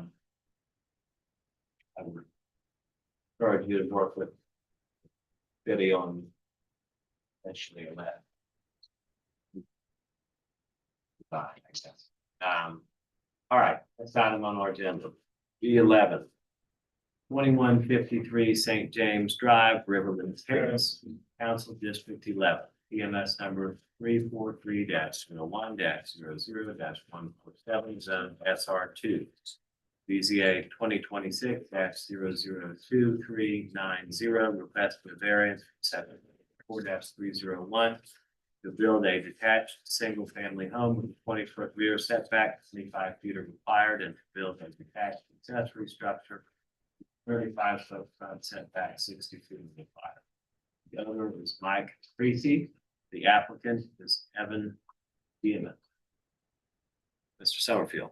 Mr. Chairman, members of the board, so you can see the property here. Unfortunately, our GIS is not updated. This property has been annexed into the city, so this is, we were fully able to evaluate this application. This is an area that actually has this neighborhood is has this entire like block here where you have dual frontages. So you have frontage on Fort Pemberton as well as on Stuart James, St. James. And so it does create for some different context. You can see the property in question here. Again, you have homes that have access from both streets. So some of them have driveways back here, others have some driveways entrances here. Or here rather. So you can kind of see that this is a from the standpoint of our code in terms of the it's also a wide lot, but not very deep. And so in order to do a detached accessory structure, you couldn't get that far enough away from a street frontage in order to comply with our code. So you have that first and foremost. Additionally, you do have some trees on the property that they are trying to be conscious of. You can see how they would propose to place the accessory structure with the single family home. Again, you can see the fact that you do have. I'm sorry. No, I want to make sure. It's just not in this. I just She was couldn't- asking I where the couldn't see accessory where the structure is. accessory It's structure. not. Oh, yeah, it wasn't in that. Oh, okay. Sorry. Yeah, sorry. So you got the single family home that they are proposing, and then you have the pool, and then you have the accessory structure on the outside of that. Gotcha. You can see the home here. They gave us a bunch of different drawings to be able to look at. Again, it's centered on the lot between the two street frontages. In order to do that, then they've stretched everything out along kind of that center of the property. As you can kind of see here. And then because they do want to have some outdoor space, that outdoor space ends up being kind of more towards the side yard than you would normally do to your rear yard, because again, you don't have a real rear yard because of the street, which results in them putting a pool and then having the accessory structure that they would propose on that side. Again, it meets the side setback, but it can't meet the frontage requirement because it's just not achievable on the lot. You can see pictures, and then so staff is recommending approval to be able to build the single family home on this lot, acknowledging that the setbacks really they're not doing an extravagant house in terms of, you know, they've laid this out pretty consistent with the way the lot is, and then approval for the detached accessory structure. Again, because it's just not achievable to set that back the 60 feet that's required.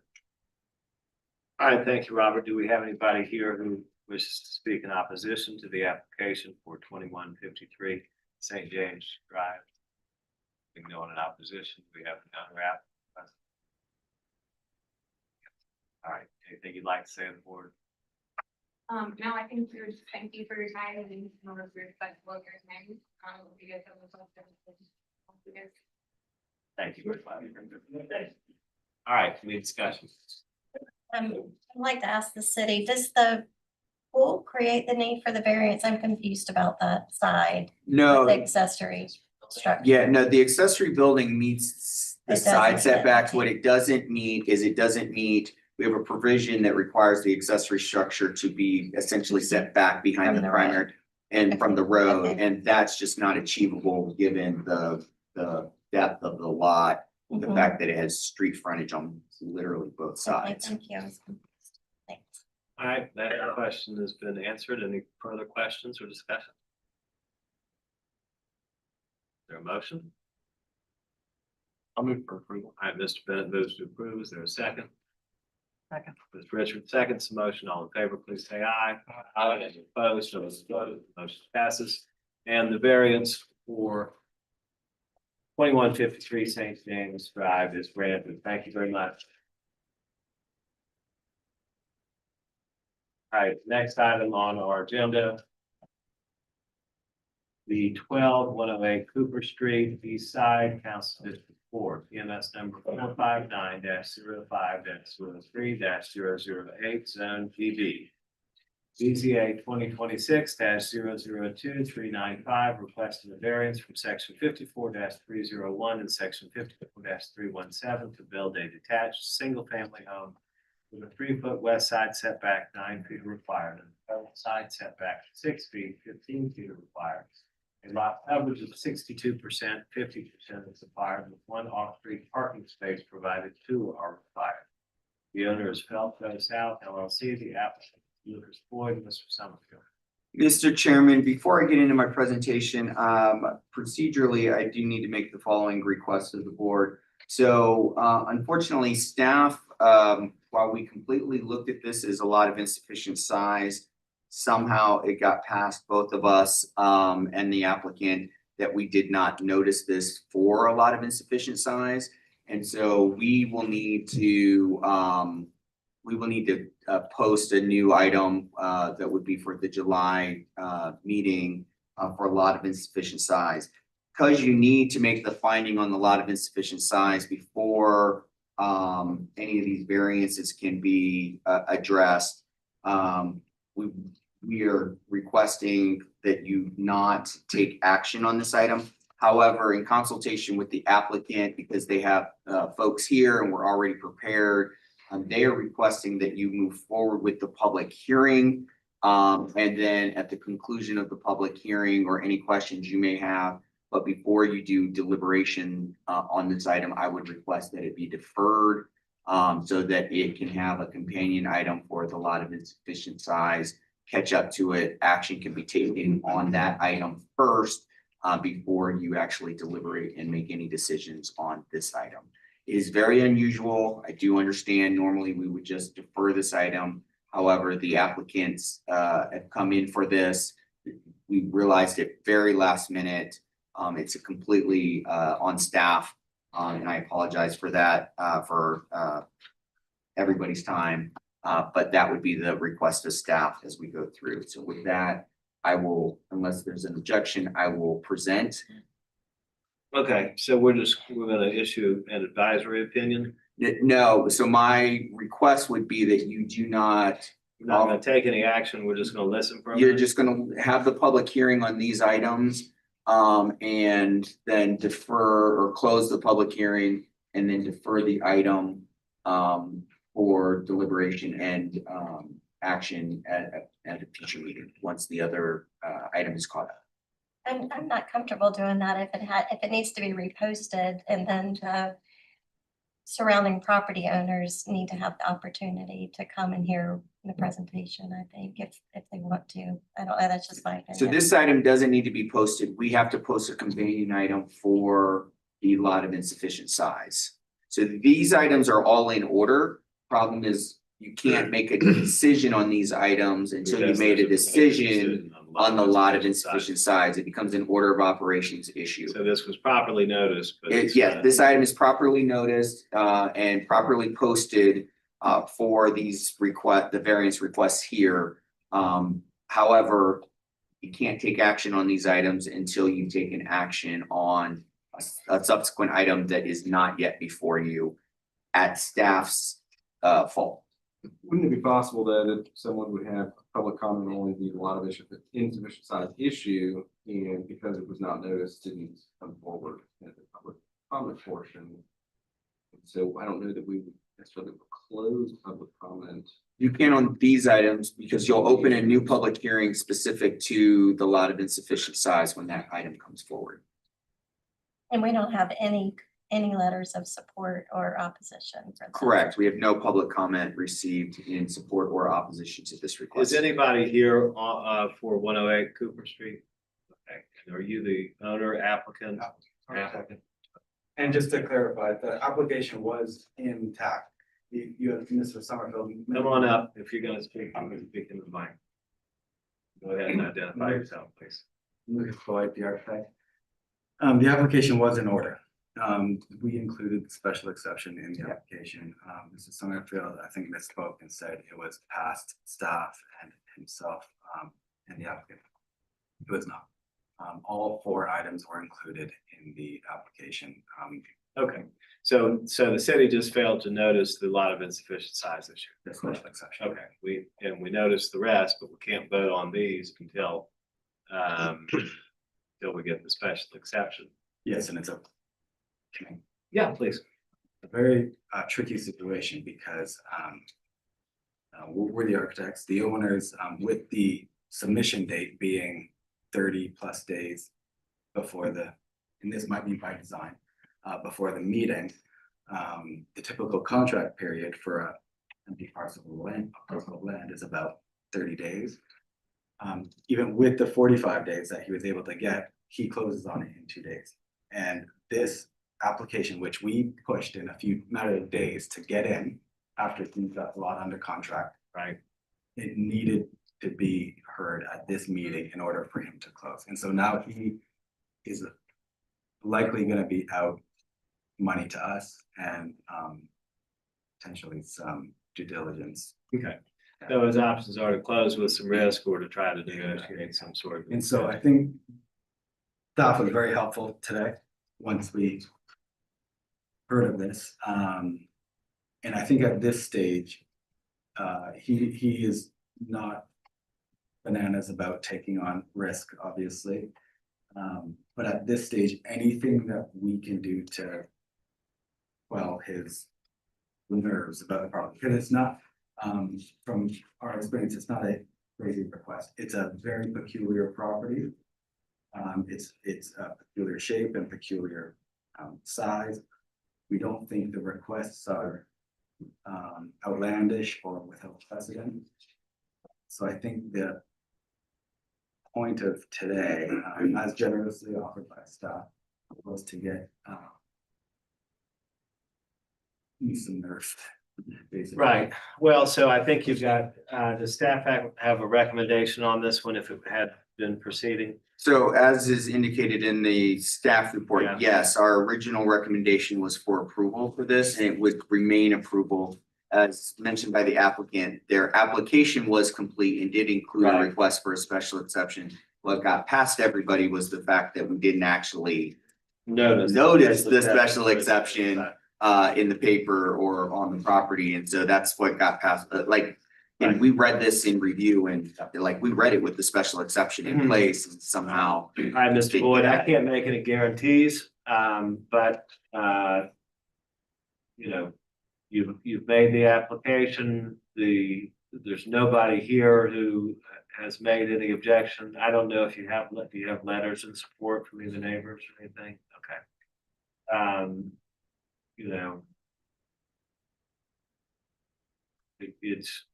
I cannot predict anything with certainty. However, the fact that you properly noticed most of the application and there's nobody here and there's no objection to what it is that you're trying to do, that could be taken as a good sign. So, you know, unfortunately, our hands are tied. Unfortunately, we also have a very large audience that's waiting for an application that they want to weigh in on. And so I just don't know that it's hard for me to justify taking the time to hear all about an application that we can't vote on tonight.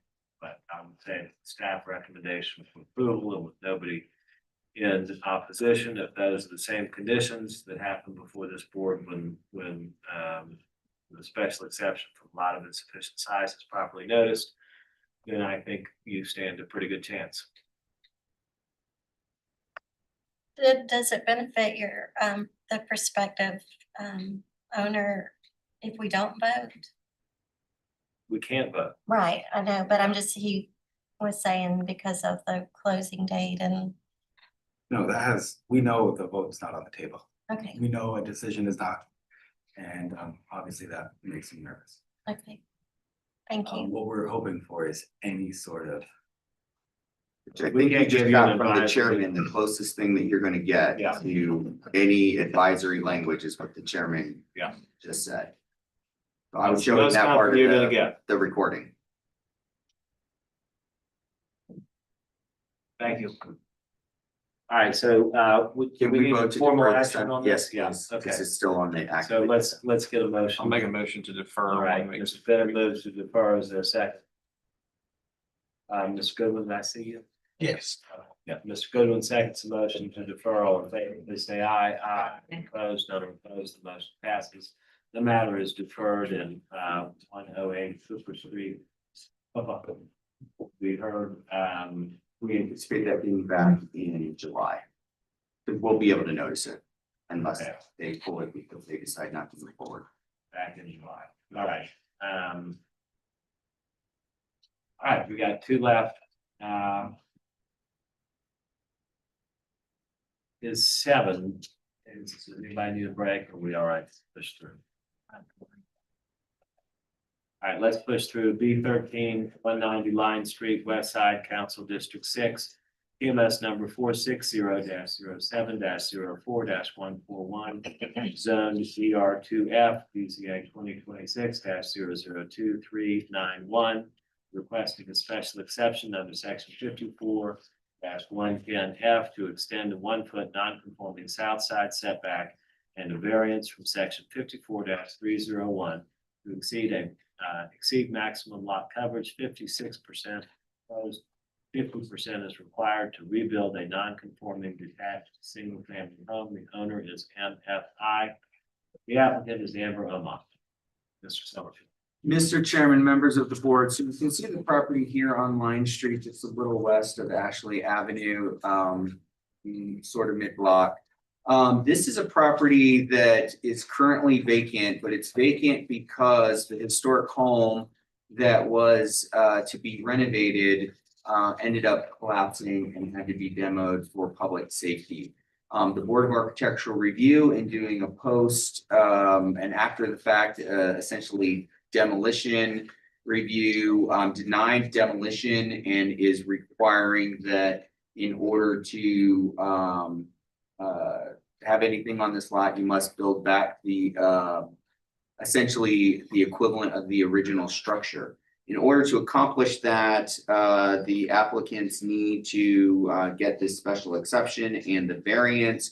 And staff is in support of putting back, again, it won't be our historic material, but it would be help to restore elements of our historic context with the reconstruction on this site. And putting back construction of a similar build. And so to that end, zoning staff, with the hardship being the nature of the lot, the historic precedent, and the direction by the Board of Architectural Review in denying the after the fact demo, is recommending for both the special exception and the variance, so that the detached single family home for this site can be constructed in like or in kind to what was lost with the unintentional demolition. All right, thank you, Robert. So we have a recommendation by the city of approval for both the special exception and the variance. Do we have anybody here in opposition to the application for 190 Line Street? Seeing no one in opposition, Ms. Ellen, would you like to say anything or? You have a spirited group, so I'm just, I'll answer questions. Okay, thank you. All right, any questions? Rick was moved to approve, Ms. Grass seconds the motion. All in favor, please say aye. Aye. If you're opposed, none are opposed, the motion passes unanimously, and the special exception and variance for 190 Line Street.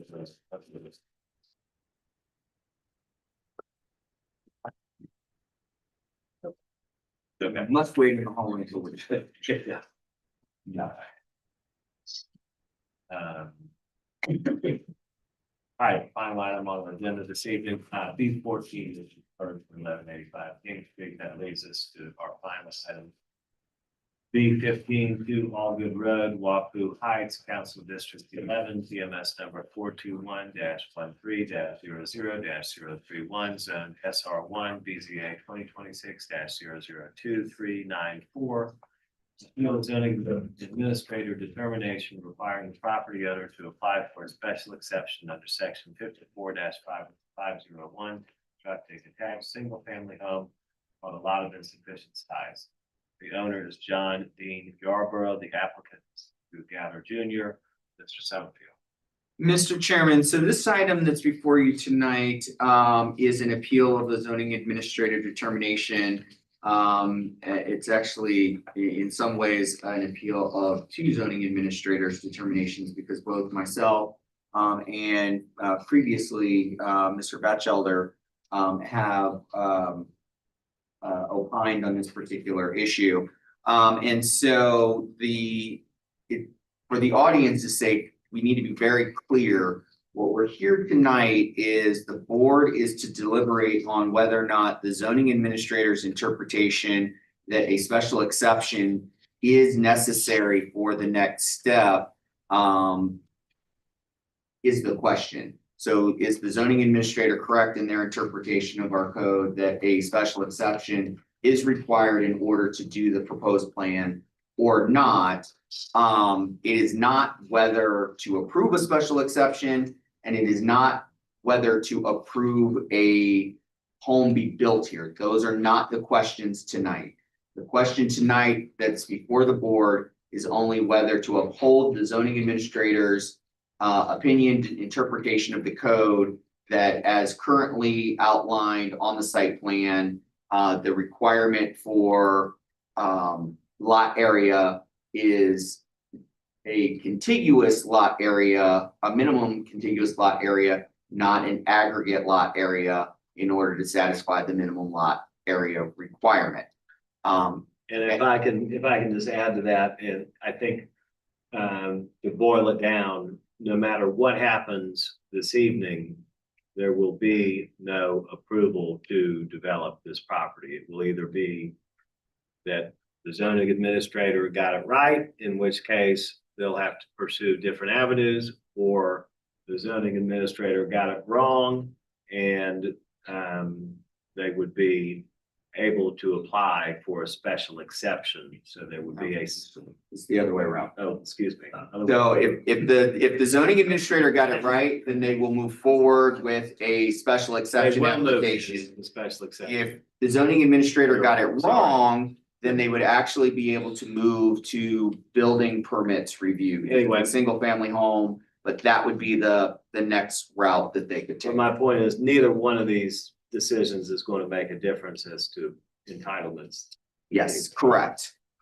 So, real quick, so just to orient everyone on the board as to the location in question. So this is to Allgood.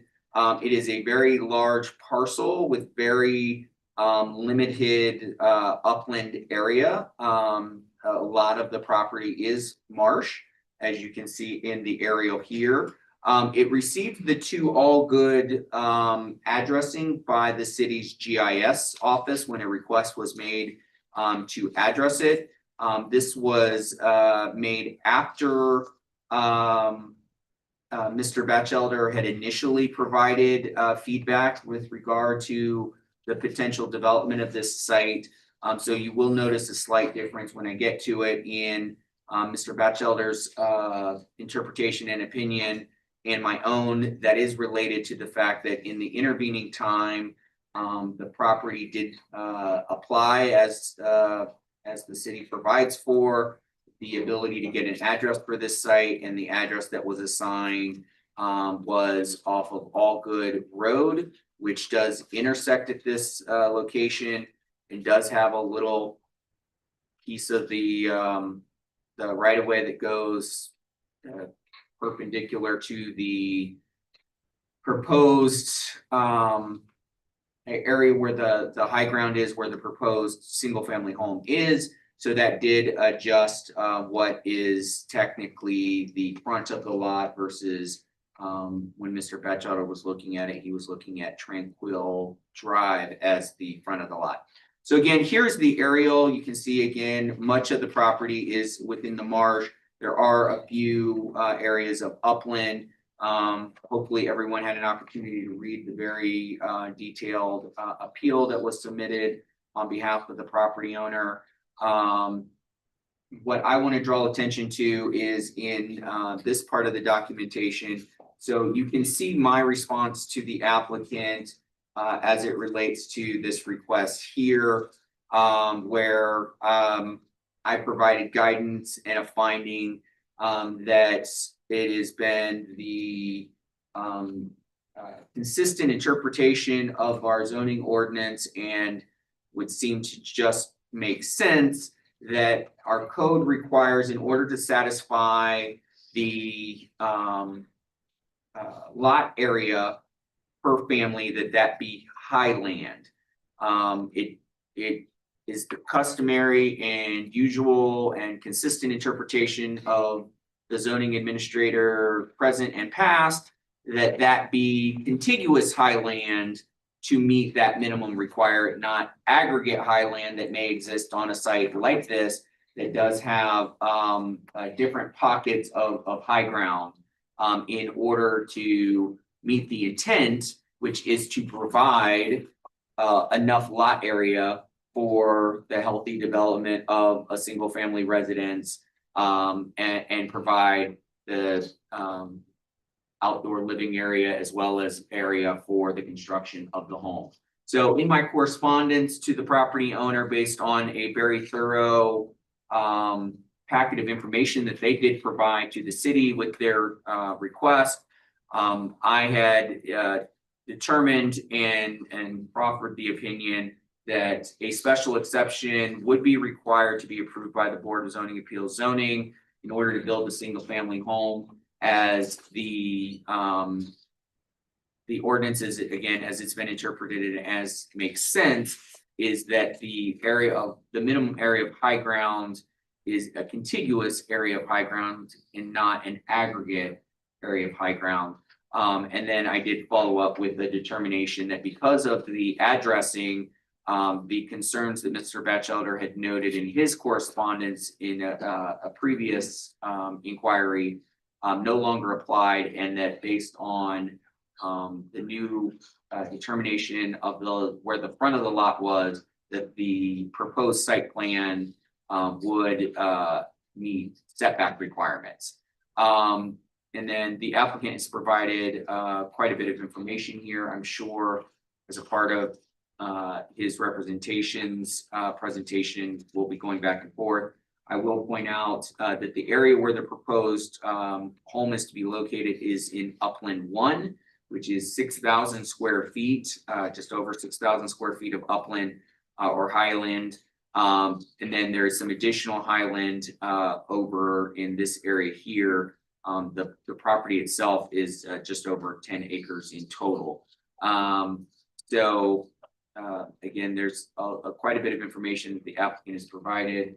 Again, this is Mr. Batchelder's response to a similar inquiry that he received in April 2024, in which case he had advised that the consistent with my review and interpretation of the code, that the highland area to meet the lot area requirement was intended to be contiguous, not aggregate. And then he also had concerns at that time the property had not been addressed. And based on him looking at the site and believing that it would be fronted on Tranquil Drive, that it would not meet the SR1 setback requirements, in addition to the sufficient lot area. Again, they did submit and did receive an official address for the site from our city GIS, giving it the 2 Allgood Road, which again adjusts the interpretation with regard to setbacks. So with that, there's tons of information here that the applicant has provided. There's lots of images that they've provided. Again, I'll let their legal counsel go into any detail on what they would like to do with regard to that. They did provide, in fact, even historical information from previous amendments that have been made to the zoning ordinance as it relates to lot area. Again, I believe that the opinion and finding that I made is, and that Mr. Batchelder made before me, is consistent with how we've had, as a city, historically applied the lot area requirement. Again, it also in context makes sense. And so I would respectfully turn it over to you all for action as it is an an appeal of my decision, so I don't have a recommendation. All right, thank you, Robert. And I do see the requested relief here, and I'm gonna have to stand corrected here because I believe that the appellant is requesting a number of items in relief that if we were to entertain all of them, would, as he's asked to direct the appropriate city official to issue a letter of approval and authorization to proceed based upon January 15, 2026 plans and supporting documentation. So I see why everybody is here. And my question to you, Mr. Summerfield, is this something that we can entertain, or are we limited only to the determination as to whether or not the zoning administrator's decision was correct on the special exception issue, or do we have the purview to go beyond that as requested in Mr. Gatter's letter? And for that, I would direct you to legal counsel and I'm assuming you will likely go into executive session to receive some legal advice. That I believe would be a question for our corporation counsel. My interpretation of the code is that you would not go into any of that. You would either affirm or deny, and then the applicant, if you deny the appeal, then they do the special, or if you, yes, if you deny the appeal, then you would be Deny the affirming, appeal, affirm your decision. then they would come back and be able for a to apply special for the exception. special exception. If you affirmed the appeal, therefore reversing my decision, Right. then they would move forward for the normal course of action, which is to submit for building permits Okay.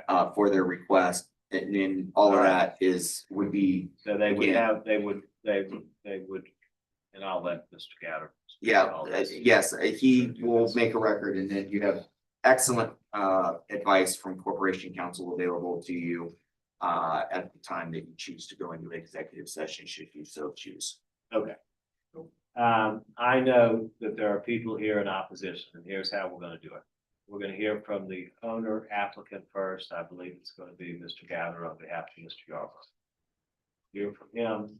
We'll hear from anybody else who may be in support of the application. Then we'll hear from people who are in opposition to the application. I do ask that you Appeal. Thank you. I do ask that you try to be respectful of each other's time and our time, and try not to repeat too much that somebody else has said. However, I do want to give everybody a full and fair opportunity to say what they need to say, so we'll hear from as many people as we can before we pass out with the tea here. But first, we'll hear from Mr. Gatter.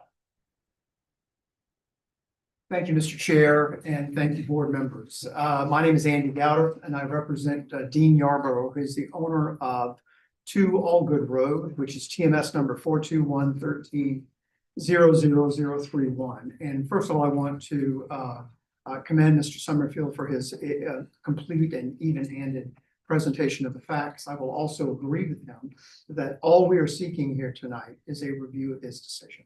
Okay. All right, that's all we're seeking. The consequences of that are as he described, I think, but that's really where we are tonight. Specifically, this is an appeal of that decision issued on the V1. And the only issue before you is whether staff may add an unwritten contiguity requirement to the SR1 high ground lot area calculation. The ordinance requires 9,000 square feet of high ground. The recorded city-approved survey shows that there is 15,589 square feet of upland high ground within a single recorded parcel. My client disagrees that his lot is of insufficient size or that he requires a special exception to proceed. The record shows that this is a single recorded parcel approved by the city's plat review committee with 15,589 square feet of upland. The SR1 minimum is 9,000 square feet. The city's decision does not point to any ordinance text requiring those high ground areas to be contiguous. And there's a good reason for that, because it's not there. Mr. Summerfield rightly points to traditional interpretation. Respectfully, though, I don't believe that staff has the ability to add to or amend statutes or put words in statutes. That's a job for city council under, free readings and through the legislative process. Staff can't do that. So respectfully, we would request that this board reverse the decision of Mr. Summerfield and rule that my client may proceed without special exception. So just a few points very quickly. And I don't want to belabor this because I think the issue is just that simple. But staff acknowledges that Allgood Road is the front of the property and that the January 15 plan is compliant with SR1 setbacks. The only reason we're even here on appeal is the zoning administrator's view that the total square footage of high ground cannot be counted unless it is contiguous. That word contiguous, though, as I've said, does not appear in the SR1 lot area requirement. There's no really factual dispute about the area. Mr. Summer showed you the overhead photograph and measurements. I would also, if you need it, refer you to the voluminous information that we provided. And Mr. Chair, I would also ask that those submissions be accepted by the board as the record of this matter. There is no contiguity requirement in the ordinance. I'm looking specifically at 54-120 that defines high ground. It defines lot. It defines setbacks. It defines net acreage. Also, we're looking at 52-301 that sets the SR1 dimensional standards, and it together with footnote 13. Quickly, lot is defined as a recorded single parcel. High ground is a qualifying portion of a lot or tract. SR1 requires 9,000 square feet of highland. Footnote 13 says that the calculation is only based on high ground. Nothing in the text, as I've said, indicates that the 9,000 square feet must be contiguous. I would also point out, and Mr. Summerfield referred to this, we did look at the legislative history of these ordinances. There's nothing in any of the legislative history that we saw that considered whether or not to make this requirement contiguous or imply that that is part of the ordinance. I also want to distinguish this requirement from a building pad or a building envelope requirement. The upland, what we call upland 1 portion, which is where the house is to be sited, is approximately 6,064 square feet. But the ordinance does not require that the building pad itself be 9,000 square feet. It simply says that the lot area calculation is based on high ground in the amount of 9,000 square feet for the lot or tract. The recorded parcel, the lot or tract, is more than 15,000 square feet. I also just want to point out, and we argued this in our brief, I don't want to belabor it, but the timeline of this application is that on January the 15th, 2026, the preliminary site-specific development plan was submitted. On February the 6th, there was a follow-up from Mr. Yarborough. On February 19th, there was a follow-up from Mr. Yarborough. On March 16th was actually a 60-day deadline from January the 15th, when the preliminary site-specific development plan was submitted. The decision that we're here tonight about was not rendered until May the 1st. South Carolina Code section 629-1150A says that a local government's not acting under these circumstances constitutes approval and requires a letter of approval and authorization to proceed. Clearly, there were many comments made by the public to this appeal. Neighbors and others have submitted comments, and they are rightfully concerned about public health and safety and environmental impact and development feasibility. I might have the same questions if I were there, but those concerns are all addressed through ordinary dimensional and technical controls that are in place and that we're not seeking any waiver from. Setbacks, which we comply with, lot coverage, height, flood elevation, tree clearance, utility permitting, civil engineering, OCRM or BCM approval, and building permit review are all part of this process, and we're not seeking to skirt any of that. These other concerns will be addressed as the project goes through the permitting and regulatory approval process. That's not what this hearing is about, though. The only question is this lot containing 15,589 square feet sufficient in size to allow the construction of a single-family dwelling when the dimensional standards require 9,000 square feet? That's the question.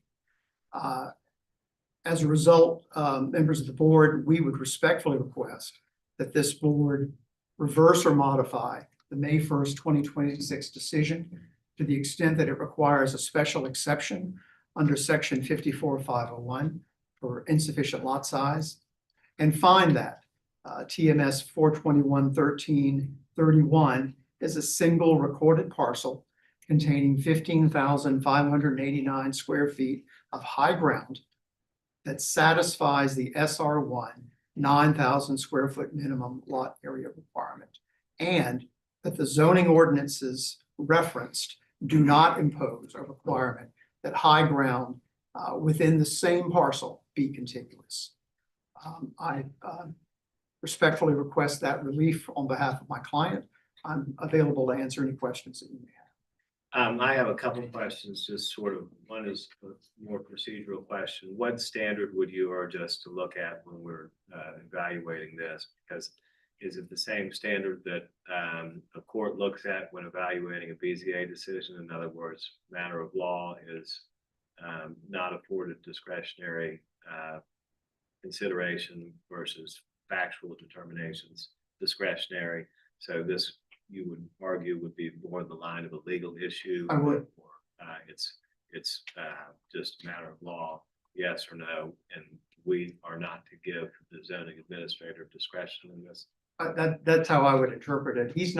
There aren't any facts that were asked that I think are in dispute. And so we're not asking you to defer to the zoning administrator with regard to finding facts. What we're saying is. This is a de novo review in essence. Yes. Okay. That's right. So, and then what's the largest area of contiguity in the Highland in this parcel? We see the slide. Yeah. It would be 8310? 8310, yes, sir. Okay.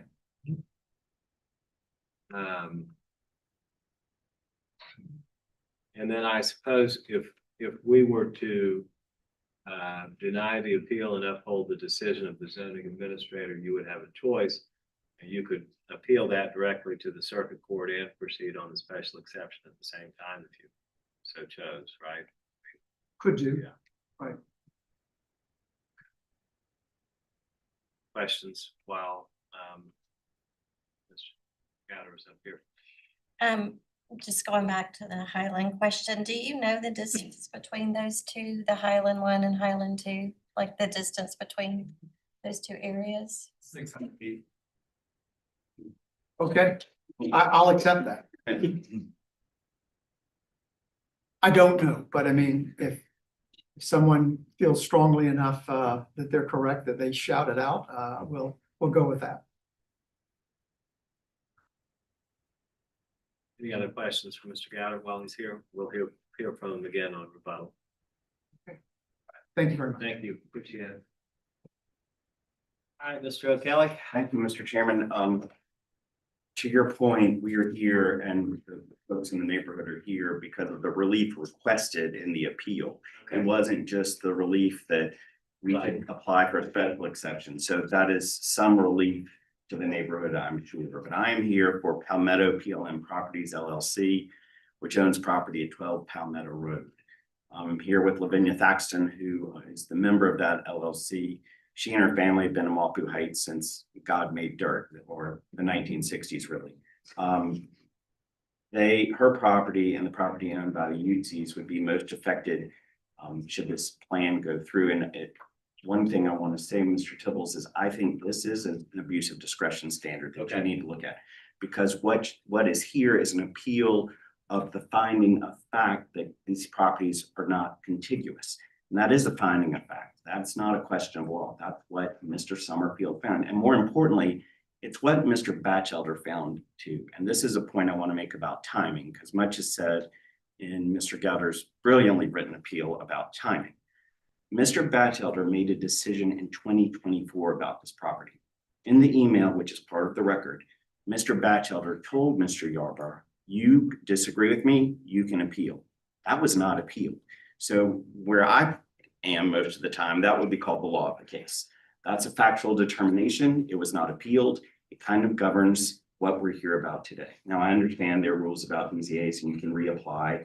The time is run again, and I get it. But if timing's going to be an issue for the goose, it needs to be an issue for the gander, because that's only fair. One thing I want to point out about this property is this is marsh. If you look at the deed that Mr. Yarborough obtained for this property from the descendants of the Nashes who developed this property, the deed itself in Exhibit A says that Mr. Yarborough obtained 13.2 acres of marsh, period, full stop. It does not say marsh and residual land at the end of All Good or next to the Wapu Cut boat landing. That is really a benefit that Mr. Yarborough obtained, which he didn't bargain for, because this property is residual property from a King's grant. The history of the property, the Drayton family owned it. It's been cut up, it's been developed, it's been subdivided year after year after year, which is the reason Mr. Yarborough can own marsh. The only reason you can own marsh in South Carolina is if you can trace your property back to the king or the Lord's proprietors, which this property does. But if you look at what he paid for the property, which was $20,000, and what he's taxed on the property, which is $3 whole a year, the county sees this as marshland. The public sees this as marshland. As was said in the public comments to you, this is the site of the old dock for the neighborhood. The two parcels, and this is a brilliant question about the two upland parcels. The larger parcel is the one closer to Folly Road. If you wanted to say that's the more buildable parcel, sure, but that's a problem too with that parcel. So I would argue that that parcel in the upland 6 in the slide before you would also need a special exception. And the argument that continuity, contiguousness is not part of the statute, I get it. That may not be the actual language, but it's an interpretation that's been applied for years. To not apply that you can cobble together the two properties together and make it one whole is it a reduction to the absurdity? And so for that reason, we would hope you would uphold the decision of the zoning administrator requiring a special exception so that we can come back here later and discuss this at a second time. And to Mr. Tibbles, to your question about, well, so what's the harm? So you uphold the zoning administrator tonight. That doesn't mean the application for a special exception cannot proceed while an appeal proceeds. So procedurally, if you if you uphold the appeal and deny Mr. Summerfield, then it moves on and all the the brakes are off. But if you uphold him, there are two more levels of protection for the folks in the neighborhood. And as you can see, the vast majority of people here are in opposition to this. All these people here, nobody here is here about anything other than this application. I will get them to stand, but it's pretty obvious there's a mighty nation behind me in opposition to this property being developed and to the property not having to go through the special exception to make sure it's done the right way. So I would urge you to deny the appeal. Sorry, thank y'all. I'm sure you're all about to pass out with comments. No, thank you, Mr. O'Kelly. Appreciate your comments.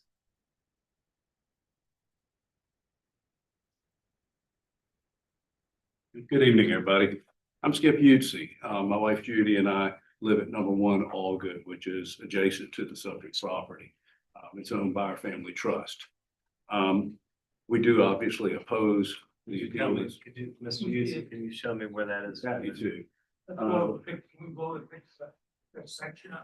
Yeah. This is our house right here. Okay. That's our house. And this little piece right here is the subject property. Thank you. It's under consideration. And I know y'all have received a lot of written submissions from many of the folks who are sitting here and frankly, and other people too. I know it's late and out of respect for your time and everyone else here's time. I'm going to do my best not to review everything that's in those submissions because I know that you're going to review those and give those due consideration anyway. But I do want to speak to just 3 points. I can highlight 3 points here. First is a misrepresentation in the application about our property. Good. Second is commenting on the historic and universally accepted use of this property as undevelopable. And third would be on the very question that Mr. Gowder and Mr. O'Kelly have spoken to about the interpretation of the ordinance. The misrepresentation, I think, is somewhat important. The application claims that we oriented our house at 1 Allgood in a fashion that we would avoid a 25-foot front setback. And it's just not true. We oriented the house in the fashion that we did based on a recommendation of our architect that it would maximize the views toward the marsh and toward the oak trees that are on our property. In doing that, we still maintained the 25-foot setback from Allgood Road, which is contrary to sort of the premise of what Mr. Yarborough is doing here by reorienting his house vis-a-vis Tranquil, which is where all of his frontage is, and claiming that it's Allgood Road, because there's no way that he could meet a 25-foot setback if he were a Tranquil address. And so but relying on us as a precedent for that is just incorrect. That's not what happened. Secondly, the historic nature of this property is that it was non-developable. And that was consistent with everyone's understanding, everyone's expectations, and everyone's investments in their property there. The Nash family that developed the neighborhood always considered it undevelopable. They never made an effort to develop it. Even when in the 1970s, they did proceed to develop 3 more lots on the western side of Allgood Road, they didn't even try and develop this. It's because it was set aside as an amenity for the neighborhood. Those of us who purchased in Wahoo Heights did so with the knowledge that this property was undevelopable and that it was an open green space with a view that was an amenity to everyone in the neighborhood, and it enhanced the values of our properties and the enjoyment of the neighborhood. Even Mr. Yarborough, when he purchased this property, knew that it was designated as undevelopable. And as Mr. O'Kelly pointed out, the purchase price reflects that. To me, this is what brings up the elephant in the room: money. Everybody's investments and expectations have been based on the fact that this property is not developable. And now, through a technical approach that is contrary to both the letter and the intent of the zoning ordinance, we're gonna see that one person will get a large potential financial windfall if this were granted at the expense of everyone else whose values will go down. And that brings to the final point about the zoning ordinance.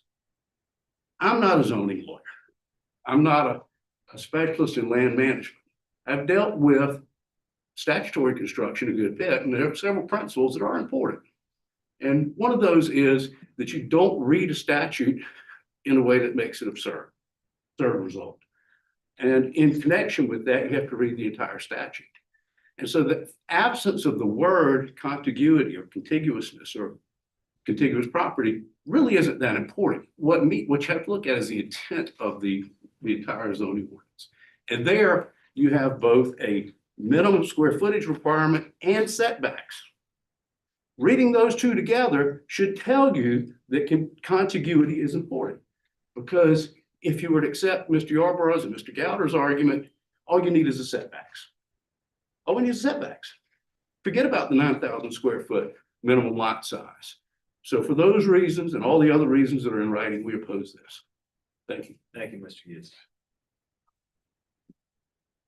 Who else?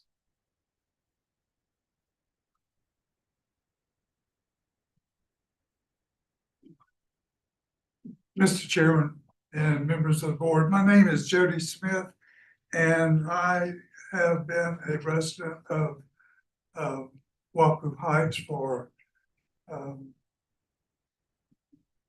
have to count 17 years. And apart from the technical aspects of the zoning ordinance, it also talks about protection of quality of life, quality of the environment. What is unique about this property, it is the second oldest subdivision in West Ashley. Over 100, it's 102 years old, second only to Maryville subdivision.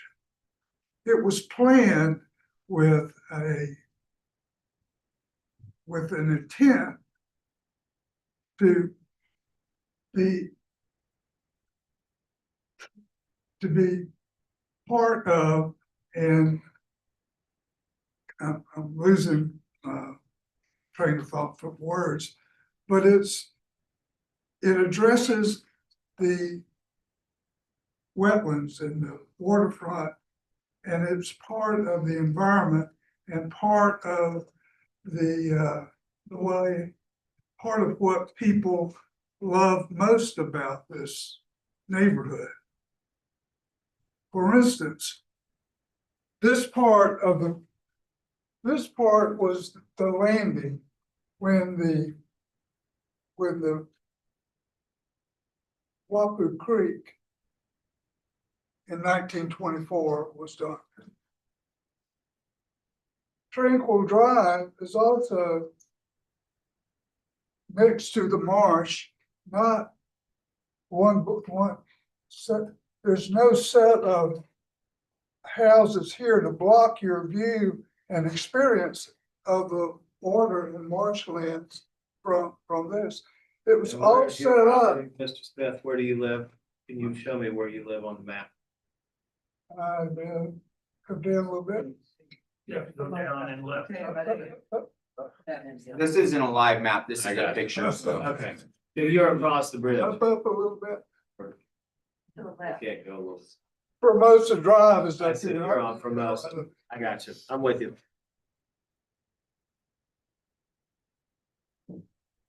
Oh, I understand your point. There's an expectation on behalf of the neighborhood that is natural area that will remain so, and I get it.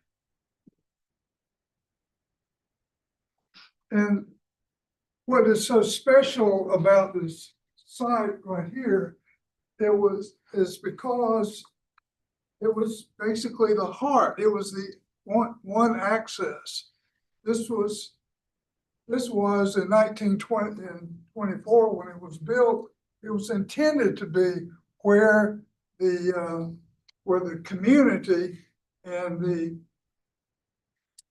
meets the wetlands and that sort of thing. It's where the Good diving gathering board place was. on the It's all marsh. this. And it still is to this day. Kids still get here, fiddle crabs still roll across it, and people and the children build their free forts in there. And as we walk around, as you walk around the neighborhood, you stop there, and in the early afternoon, that's where you catch the sea breeze. Is that a parcel, or is that part of the right of way, Rob? I'm sorry. The area where the green pin is that right of way, or is that a parcel that's owned by somebody? Yeah, that is, it's the aerial because of the direction. Somebody That, know? that is actually a part of this. It is a part of the. Part of the right of way? No, it's part of the all good site. Oh, part of that side. Yeah, the aerial, so the property line comes across this way, so they're actually a Part of the site that's owned by the appellant. Yeah. And if you could look at some of the other earlier tax maps, pull those up, I don't have those. it's part of their, Unless they're part of, oh, part of their, do you know yeah, it what? was part of their package. You tell me when to stop, because I'm not sure which drawing you're. Right after that. I don't see them yet. There we go.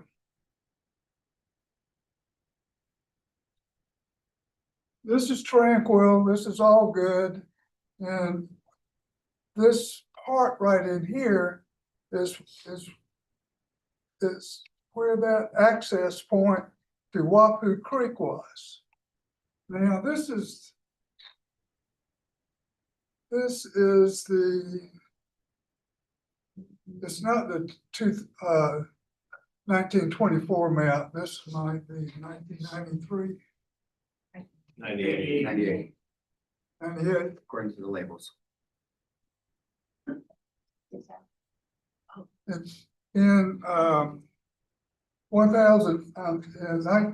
1924, Wapu Creek either was right up here next to this, or this was really down. This, I assume, is a critical one.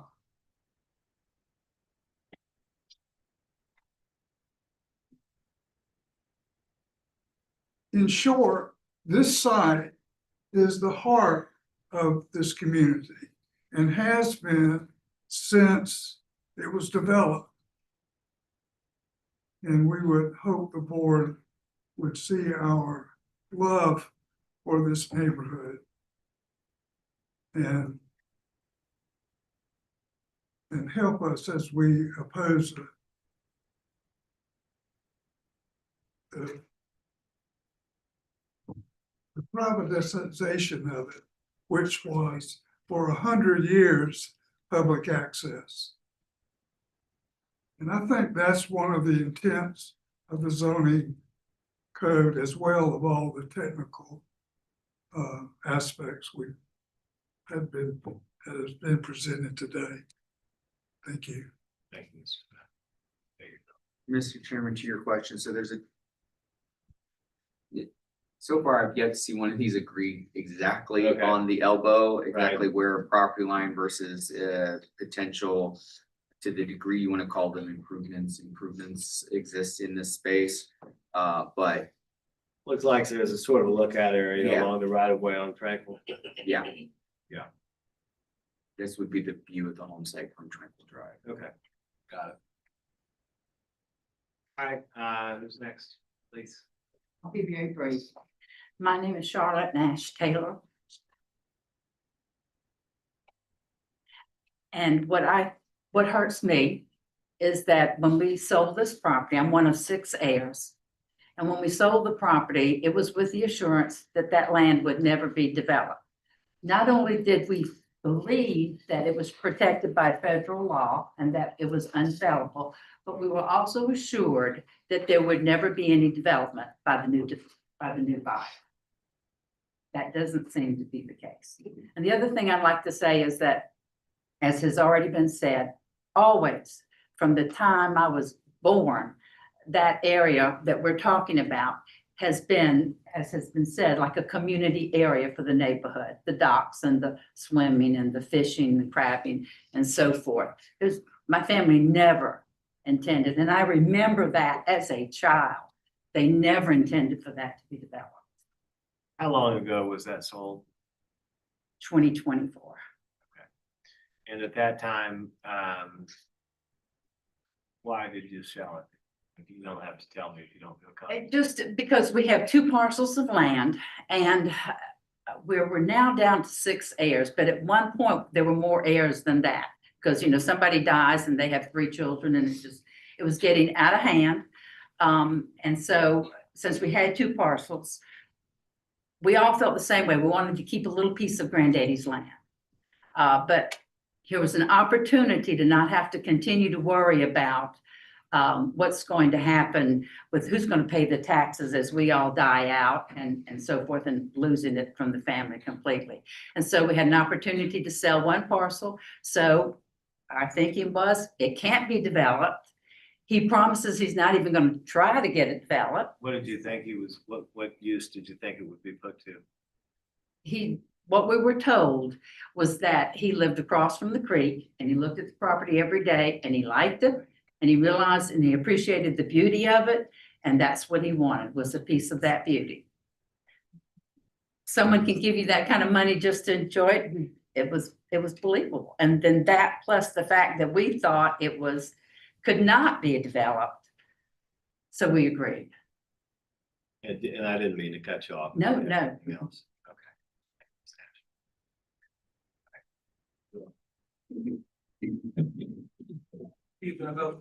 Please, come on. Come on up.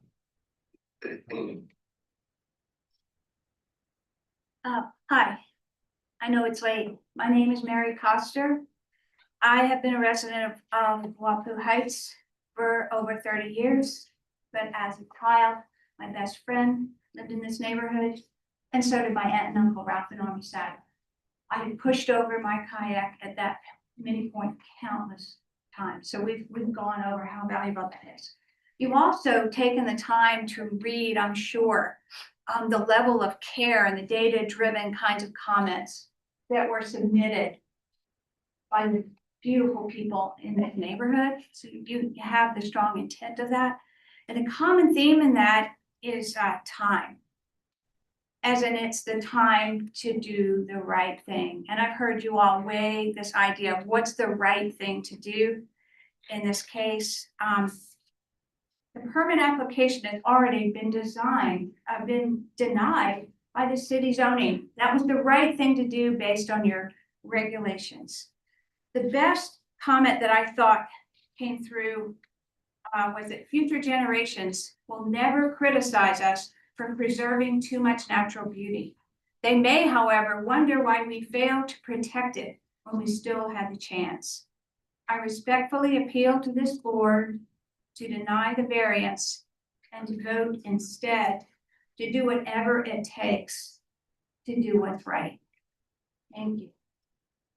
Thank you very much. Anybody else wish to speak? Yes, sir.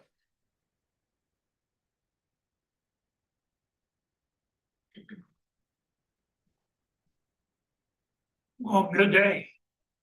How are you folks? I know this, and you know you're late. My name is Bill or William D. Motley Jr. I live at 20 Tranquil Drive. And I want to talk about just a couple of things. First, a little bit of background, and it won't take but a couple minutes. I grew up in South Windermere and went to elementary school when it was a little school at St. Andrews before the big math and science, all the way through St. Andrews and then into the Citadel and then into the Air Force as a pilot and a veteran and a hospital medic before my career in healthcare. What really brought me to the table emotionally on this thing was exactly what Mrs. Nash Taylor said and wrote in her submission letter. Is that letter in the file Yes, I believe so, yes. Yeah, I mean, we have, yeah, a pretty thick package. Okay, well, I don't want to go through things we didn't, out of respect for everybody's time. But I think it's also important when we just step back and say, these marshes, as Miss Mary Coster just said, when I was 12 and 13 years old, we used to tie things together and we'd push off of these landings. We crabbed and fished. I can tell you, because I've walked that land so many times as a young boy, I know where the sand is and I know where the bluff mud is. And I will tell you that that upland that is over there by Folly Road is probably there mostly because when they dug out the trench that ended the river going up by this landing for the purpose of commerce and the benefit of all, supposedly, as long as you got a little bit of that going on, that the end of the day, commerce won and the people there started pushing kayaks. But at that very corner, if you blow up that site to the best site we can get, I would like to take a minute and talk. I mean, this is as big as I can. No, you had it up earlier. Photograph of the site, looking at Tranquil Drive. Oh, that one. Yeah, so you can see Tranquil Drive. Keep going. About 3 more. Yeah, let's stop there for a second. Please, with all respect. So when I started looking to come back home after being gone for a good while with my career and my wife and I found Tranquil Drive and a place to live, and she stepped onto the porch and said, "My God, Bill, we're supposed to be here." And we look out over that marsh, not at that location, but a little bit further up, where you see that pampas grass right there. And that's kind of an interesting pampas word. But did you see that pampas grass? What actually happened was once the survey was done, that roundabout that was there, and there is to the left side of that, there's original brick structures that go back hundreds of years down into that marsh. And that washout in front between those two trees used to be the bowl effect for where that river iced around. And at that corner to the right of that is named, what's the name? There you go, everybody. At Devil's Elbow was probably named that because of the Indians. And it used to be, instead of Tranquil Drive, it used to be Old Oak Trail. And it went from where my home now is on Tranquil Drive. And because right in front of my house, there's an old oak tree that's about 270 years old as we approach our 250th anniversary. And we look out, God bless us, we look out over that as a steward. And I can tell you that from my perspective, you got two things here. And technically, with all respect, sir, technically, these people that we have in this city that are trying to zone things, and the city underneath the new mayor has made a conscious decision to improve the zoning, both for the benefit of housing and for the benefit of the people. And in that process, when we have qualified people who are better than a lot of lawyers to sit there and make an assessment based on experience. And in my business in healthcare, you can't take an experience pill. They've got experience. Very clear. And I'd like it read into the thing. There was a disapproval. It wasn't all about 10 minutes of discussion on contiguous land and non-contiguous land. It was very simple. Next, we disapprove. That was 2 rounds of reviews and 2 rounds of disapproval. I knew when that deed was cut. I went in and I did my homework for 3 days and I saw, because in every legal entity I've ever been involved in, there is always somewhere in the crack where the legislators write the law so that the caulking can be scraped away and a door can be opened up so people can make money.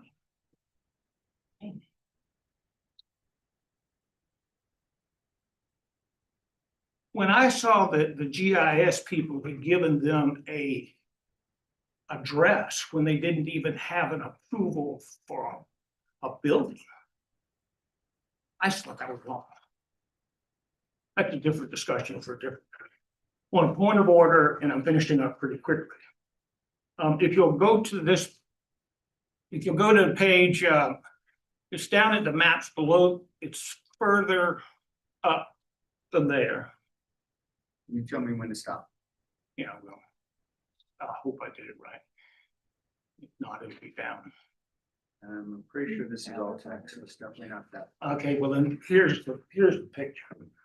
The picture I'm trying to get is the one that's, it shows the property map, EMS 46401000105, page 3 of their identification of similar support properties.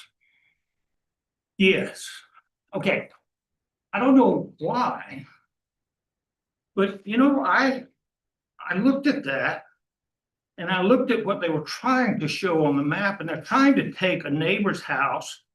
It looked like 16 Tranquil with a 7-foot setback that was set as an exception. If I went back in the maps in my history, 40 to 50 years ago, because one of the owners had a contiguous property and he stuck a relative in it. And that's how he got approved. He filled in mud and dirt. And that's in the left side of to the left of my property. But what caught my attention in the overlay, it looks like the overlay is trying to be representative of that property. But in actuality, when you look at the address on it, it's 2326 Birdie Garrett Road in Rosemont, up on the King Street extension side of the peninsula. And when I pulled it up online, there's plenty of buffer there on that property. So I don't know why this has anything to do with trying to support whether these people made a good decision.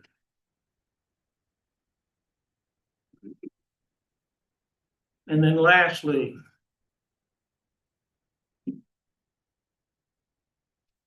this young lady who stood up here a minute ago, this is her letter that you said you got.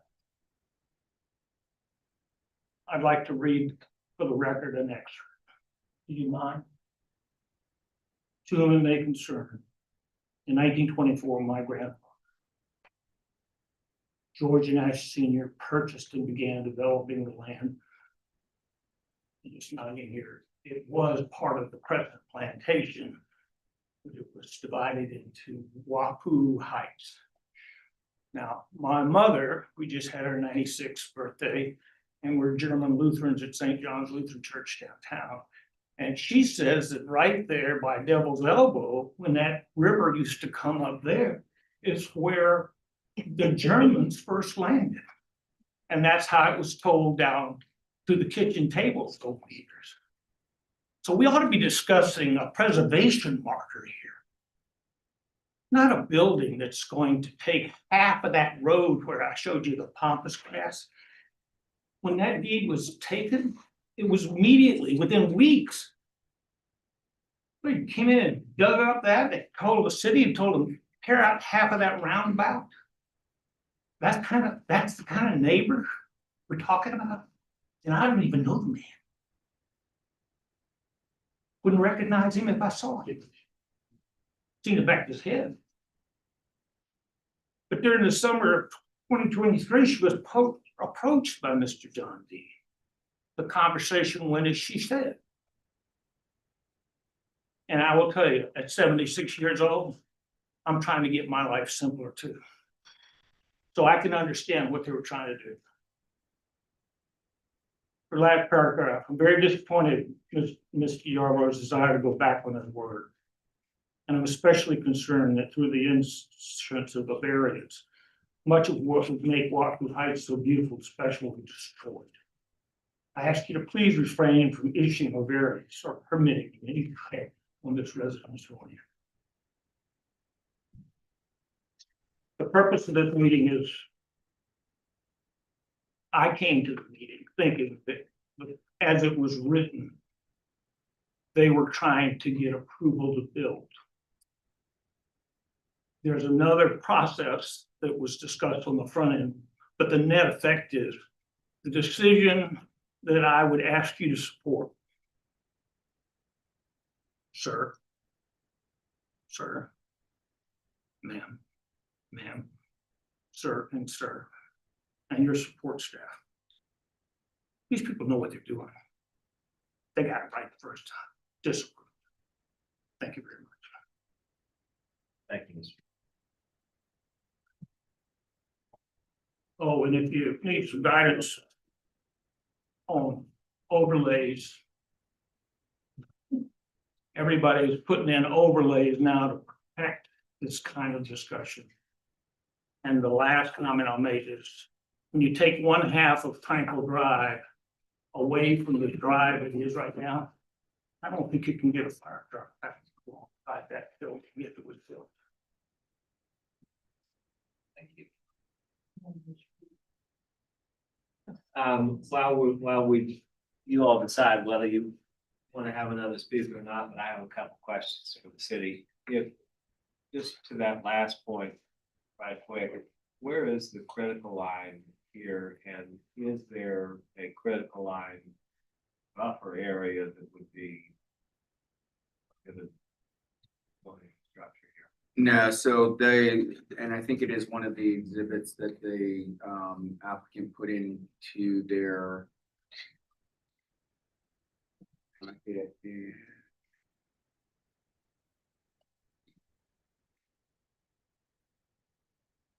Essentially and it is here somewhere and I just can't remember which. Yeah, here it is. So they talk about it here. So the critical line buffer requirements do not, because this was platted prior to 2000. So, and zoned with the SR1 designation. So it's a platted lot with a single family residential designation. So the critical line buffer requirement does not.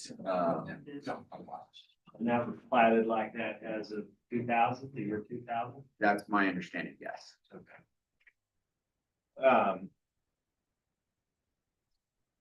Anybody else wishes to speak in opposition? And again, that's the critical line buffer. Clearly, the critical line still counts, but the additional buffer and setback to the buffer requirements that we've adopted in subsequent years, they're exempt from that because of how long ago the property was platted and the fact that it did get a single family residential zoning determination like the rest of the neighborhood. I have a question. Well, I wanted to know, as a board, did y'all ever go in person and look at the property? Because a lot of what we're talking about, it's hard to visualize. I mean, for me, it's easier to get out of the car, walk through the neighborhood that we're talking about, see the lot, which is half the size of this room. And it gives you more of a understanding, at least for me. I'm familiar with the property. But I'm not sure, you know, the people who are making the decisions. I was a Little Rock, so went to St. Andrews Elementary School and played with those.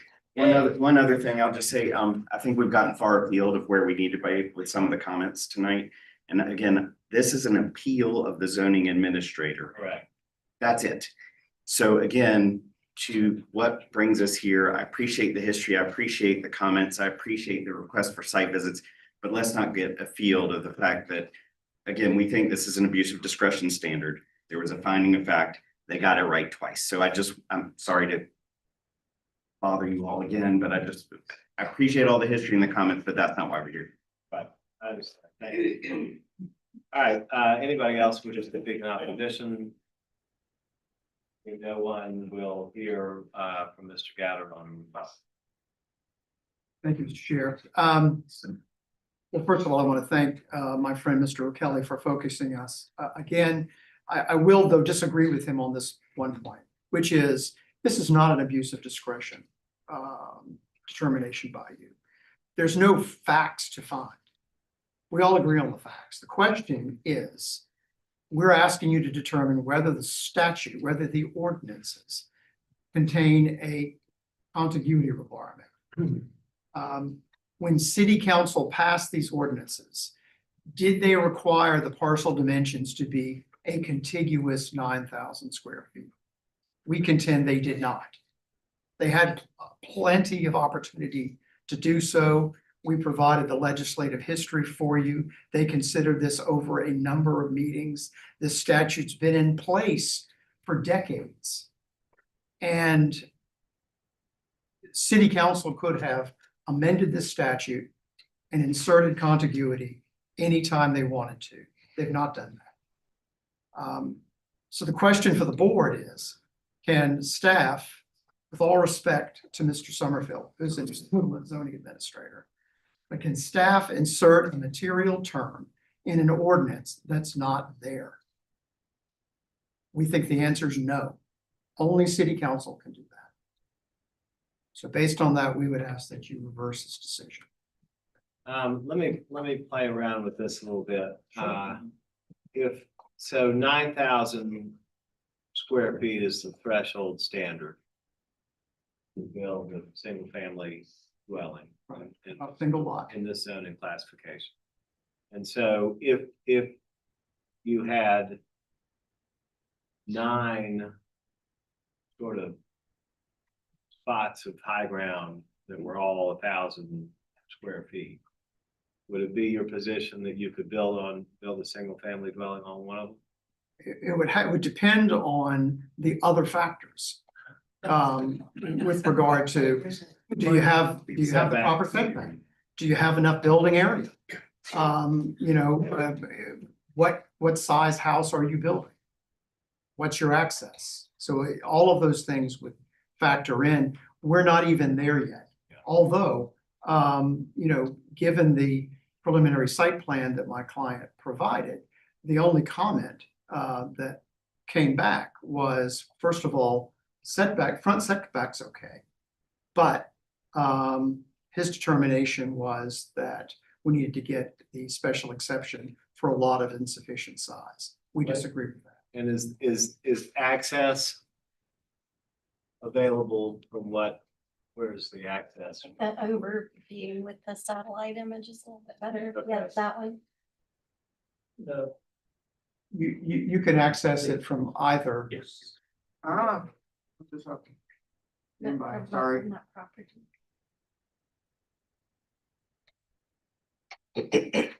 He has a slide called the site specific development plan lot details. I think that kind of starts to address some of the setbacks and access points. There you go. Go back one. Zoom that baby in. Okay. All right, so the house would be adjacent to Tranquil. That's right. My question for the city is just regarding the term contiguous. If these were 2 different properties, and this is just going way off, but just because this keeps coming up, contiguous. If they were 2 separate properties and everybody was in the city except for this property, they were in the county, and then that one property wanted to, or everybody was in the county and that one was in the city, that, would you consider that property, if it were separate along Folly, contiguous to be able to be annexed into the city if everything else was in the county? We would consider for contiguousness would be based on property line, not based on High ground. high ground areas. So for annexation purposes, in your hypothetical, that area would be contiguous to a city jurisdictional property and therefore would be eligible for annexation. But it would, in the context of minimum lot area for development, we would not consider, again, we wouldn't consider, we, I know that was a far fetched. I was just And thinking about the word contiguous and gotcha, how yeah. it would apply. is it, and we did discuss this before, but you weren't there, so I just want to confirm my understanding. The lot parcel that we're discussing here today, parcel A, that was platted in 2000 with a single family zoning designation, 2000. Prior to 2000, so the exemption from the critical line buffer requirements is that it's platted prior to I think it's September 2000. And that it is zoned for a single family residential development. And what was the date? When was it platted? I don't have the plat date. Based on the exhibit that was provided, the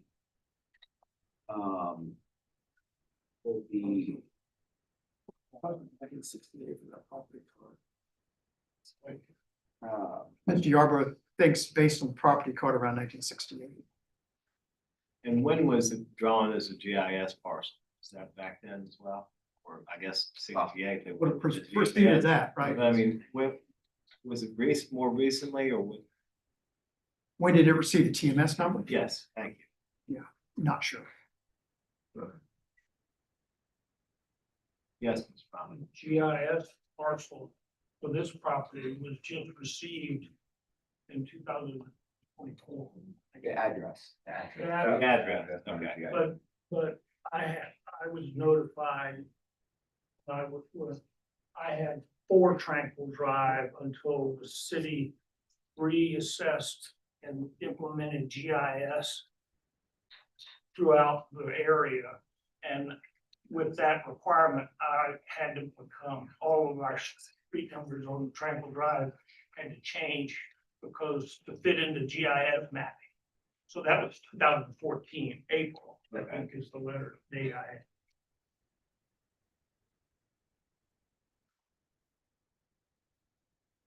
Any other questions for Mr. Gallagher? Another question, it's back to the question of if there were 1,000 pieces and they were all disconnected, would it be the interpretation?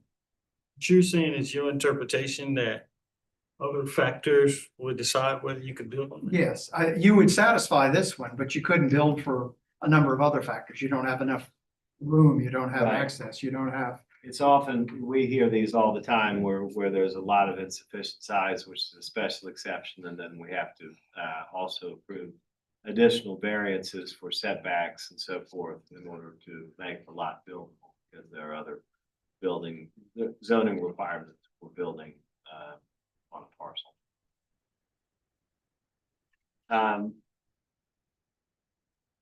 So if we were to grant the appeal of returning the decision of the zoning administrator, is it your position that your client could then go to permit office and pull a construction permit for the house? Whatever would be required. At that point, he would have successfully submitted his preliminary site plan. So everything that follows that, he would have to do. For the record, that is a point of contention as well. The use of preliminary site plan, site-specific develop. Those are terms from statute that give you certain grounds for shot clocks and timetables. Again, we look at those as applications. So in order for you to have a site-specific development plan, that's an application that you've submitted to the city, either through TRC, BAR, BZA, but those are not documents that you supplied via email to the zoning administrator asking for review. We don't grant outside the application process approval to do anything. We will review your documents and we will provide you advice as is indicated in the email. But that's also a kind of maybe semantics thing that, Would there be a remaining zoning approval that would be necessary? again, if your finding is that, I erred and Mr. Batchelder erred in our belief that the Proper reading was. the proper reading is contiguous, based on context, then, because they've gotten addressed off of All Good and the site appears to meet all the setback requirements, what they would do is they move into the permitting process. So they could submit to the city's building department, or permit center and start the building permit review. Again, it doesn't grant them a building permit. It means they would start that review process. Well, then why does the description, why is it that we're considering, and it might just be too late and I'm confused, but with your question is why does it say requiring the property owner appeal of zoning administrator determination requiring the property owner to apply for a special exception?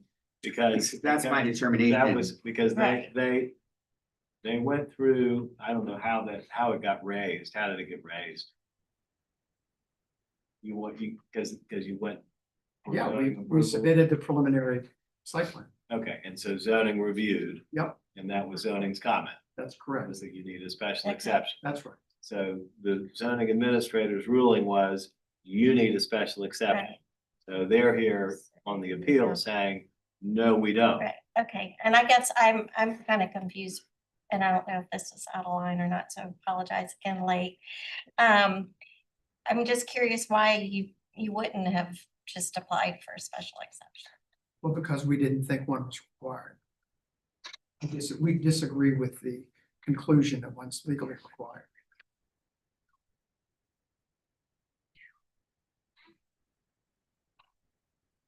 Good. Want to make a motion?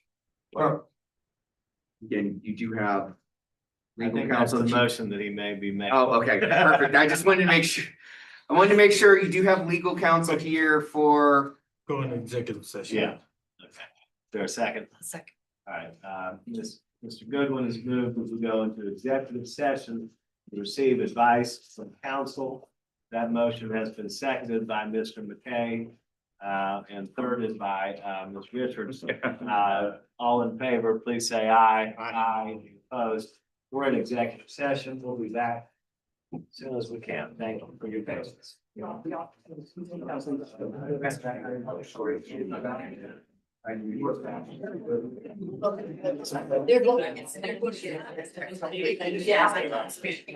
I can't come in because, but you have Chris and you have, for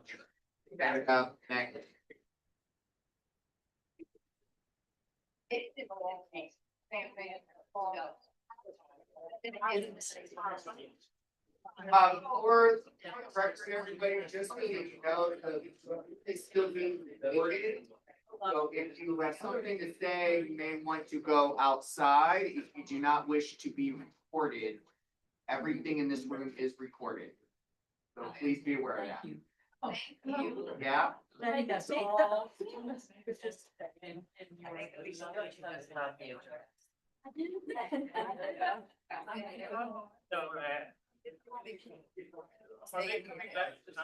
Yes, yeah, no, they're not adjourned. They're in what we call executive session. They go back, they meet with their lawyer, our lawyer, the city's lawyer, receives legal advice. They make no decisions while they're back there. And then they'll come out, they'll come back in session, and then they'll make a determination. And they may ask more questions, make some more deliberations, and then they'll make a determination.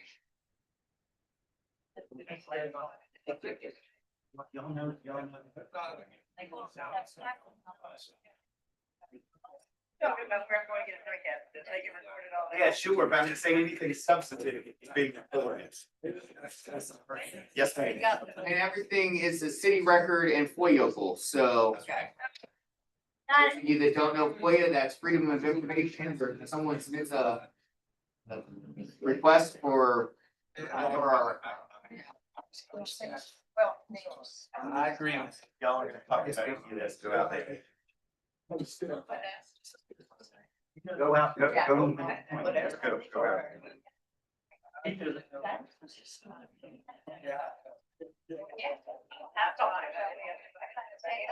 Yeah, I'll double check. Get on the recording, but yes. Really, fresh on mic, and so. Yeah.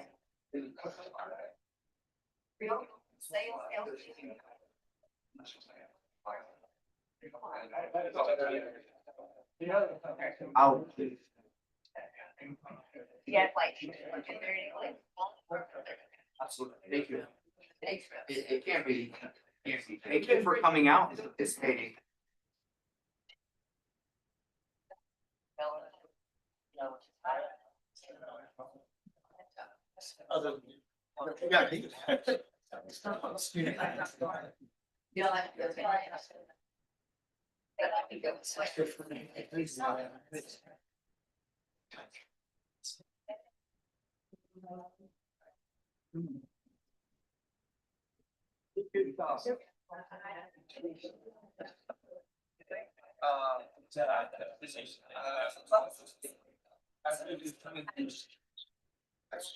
I would have said someone else. I was missing the chat. I don't follow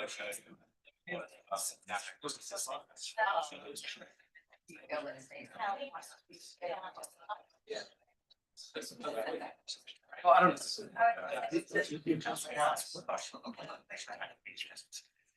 Oh, I know that.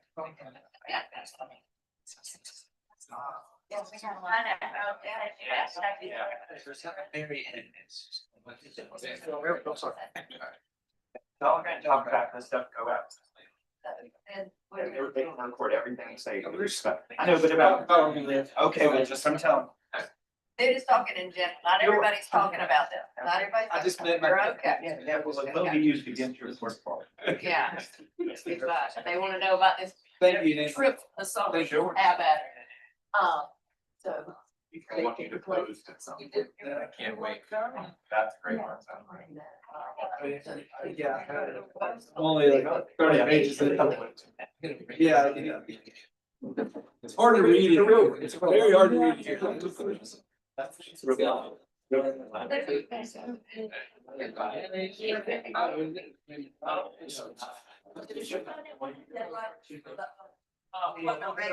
Figured out what's going on.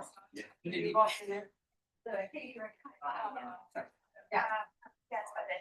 okay, good. Thank you.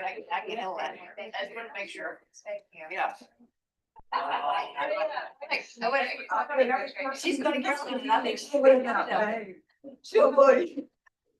She'll section that muscle, because she'll put it inside. You want me to do it okay? Yeah.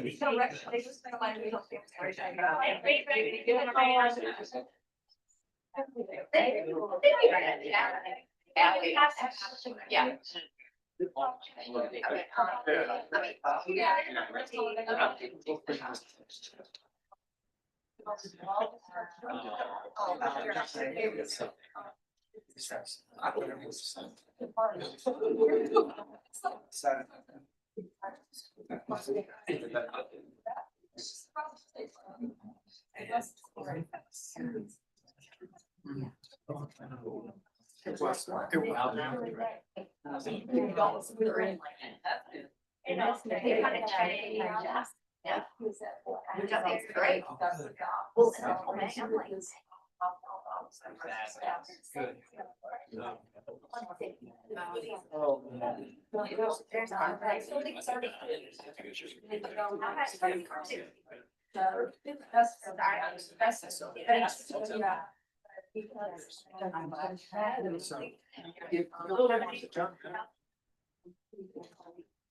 I don't know, you guys, we right now, it's not there. Out there, I'm home, everybody's like, yeah. That's good.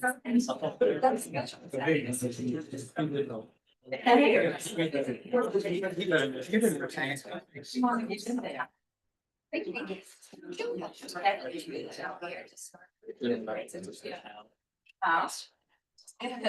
it's a great move, but years ago, post I saw that it was and I see so much twice.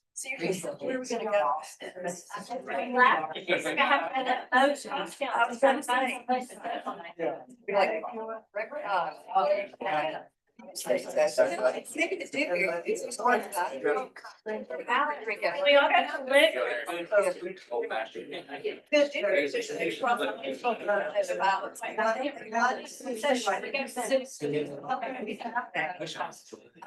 Where we gonna sit? I'm gonna go. Can you sit on each other's lap? Yeah.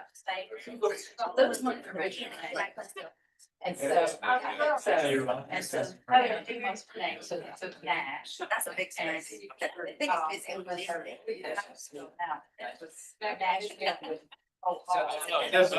That's worse, it's still.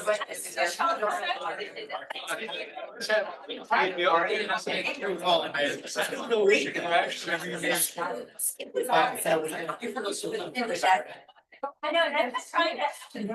Like, why would you come around? That's right. I got two phones.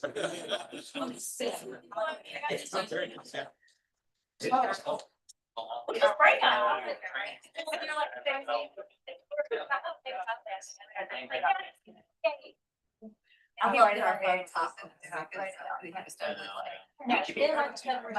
Okay, oh, okay. Okay, all right. All right, I know which house. Okay.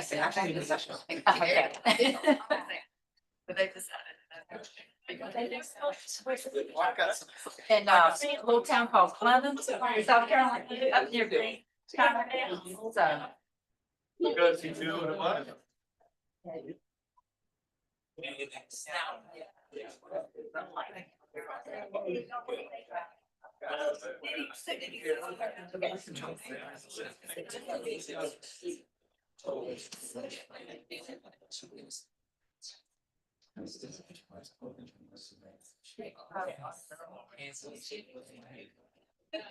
He said, women, would always go.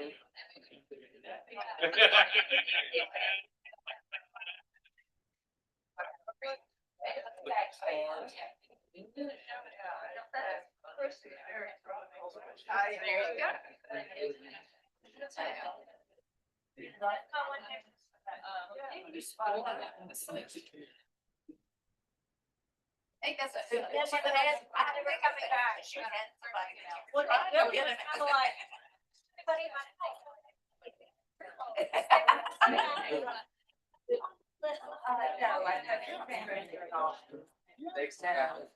I'll tell them to hang on. Absolutely. Thank you.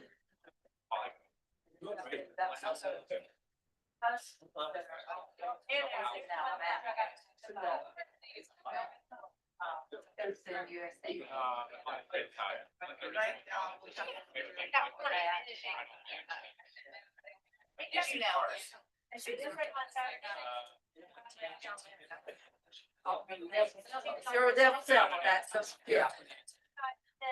He has a story about how. Yeah. Was that? Gunboats, and he comes down the bottom street. And Confederate soldiers were found. And it was a very hard, very hard turn, and they called up the devil himself. So when other days. My other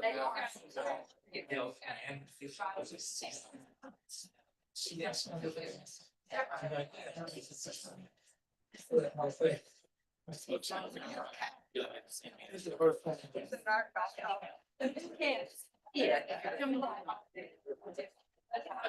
Yes, you have to be down that drive.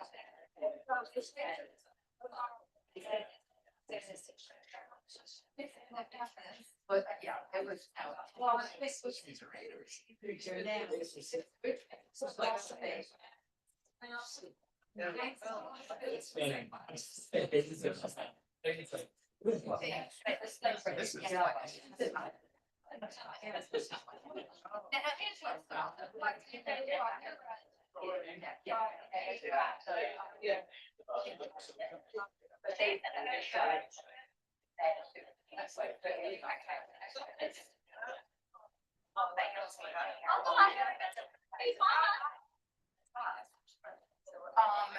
Well, so his address is Nashville, so the house probably was. You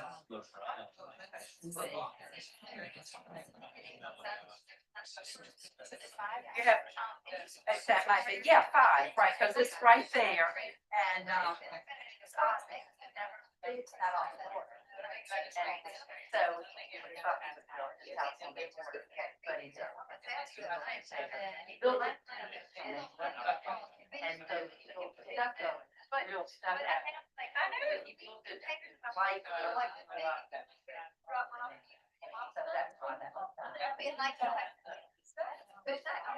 yeah, and when I was growing up. That was a good. Yeah, that's personal.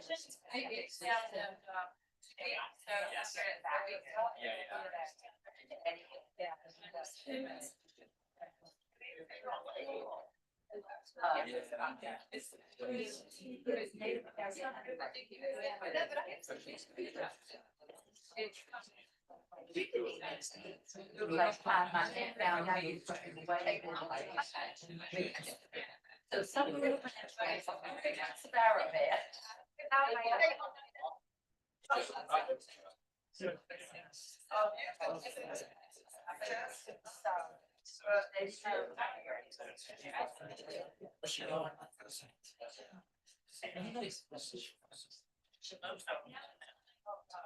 So many.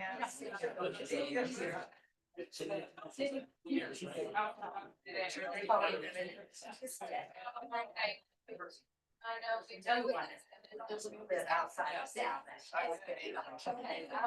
Thank you for talking about it. I live in Lebanon. My daughter.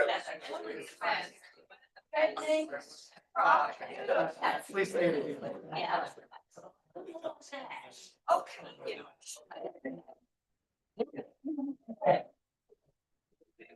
You can take a.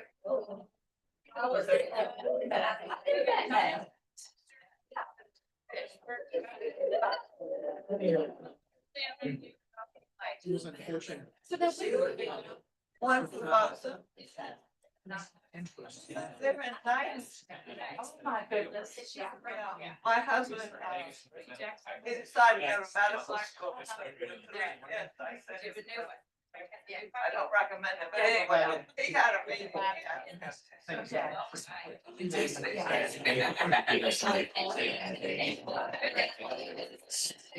I had no, I didn't put that together at all.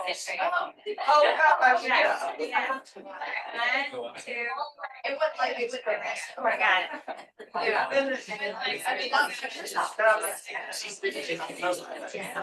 I mean, we just moved it way back.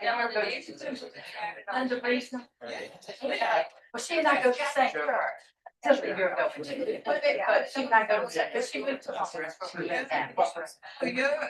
Yeah, so anyway, so. Linda, my sister and Linda were at the same house. Yeah. Yeah. Yes. Oh, did you anyway? Yes. I just thought today. Yeah, that's on us. Eddie Ford just called me, and I thought was down. And Charlie. Yeah. He's still around. And Johnny and Alan and Abby Have some. man married, and they moved.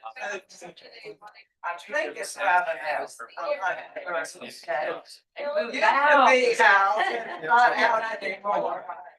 Yeah. I cannot believe that you are walking Well, they haven't seen each other in 30 years. Let's see.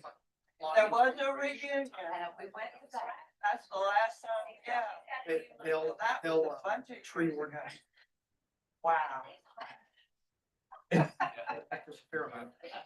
I did not put that together, because see, I grew up in the country, so. I remember your house too. Yeah, yeah, it's still there. Well, see, my legal name is Charlotte. So we can get Charlotte Kane. That's, yeah, that's so fun. Unbelievable. I can't wait to tell Eddie. It's just so big. It's all big. We need to get together. We haven't been together. Oh, but I think that's the all out. So, cause we would, every now and then get a group together and eat dinner. And have good time. Carol cooked mother here, and she and her husband have moved in with her. And so they're living in her. Yeah. And they. Hello, fancy road. I mean.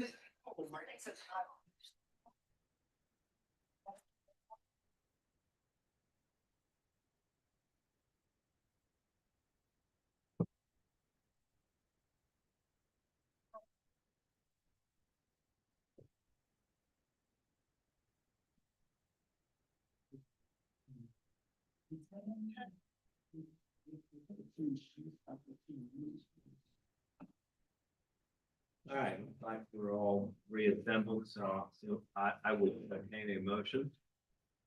So move. Come on. Motion to move out of executive session by Mr. Goodwin, seconded by Ms. Kraft. All in favor, please say aye. Aye. Any opposed? None opposed. We're out of executive session. No action was taken. No decision was made. We did receive advice from legal counsel, and we appreciate her good work, and we appreciate her being here as well on a long night, even though I wish she's getting paid.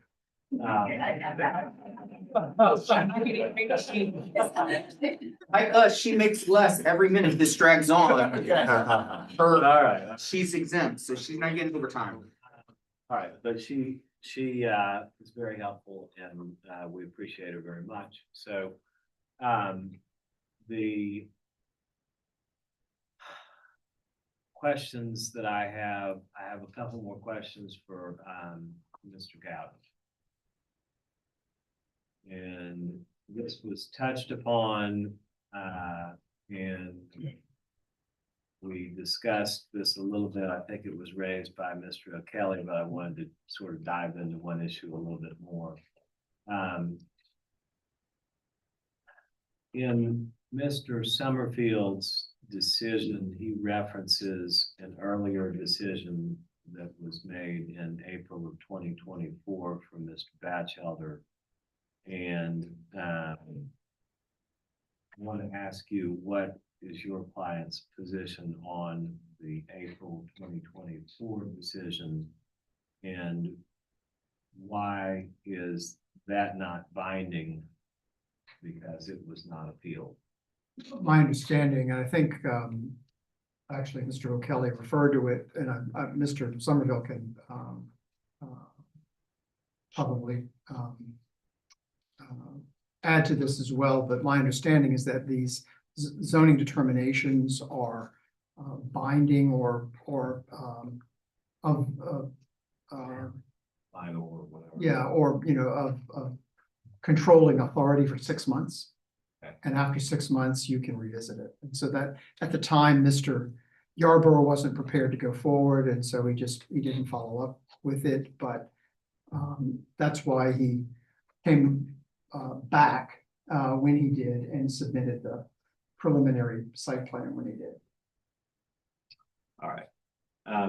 Would you argue that any conditions or anything had changed between that April 2024 decision and the determination by Mr. Summerfield in May of this year?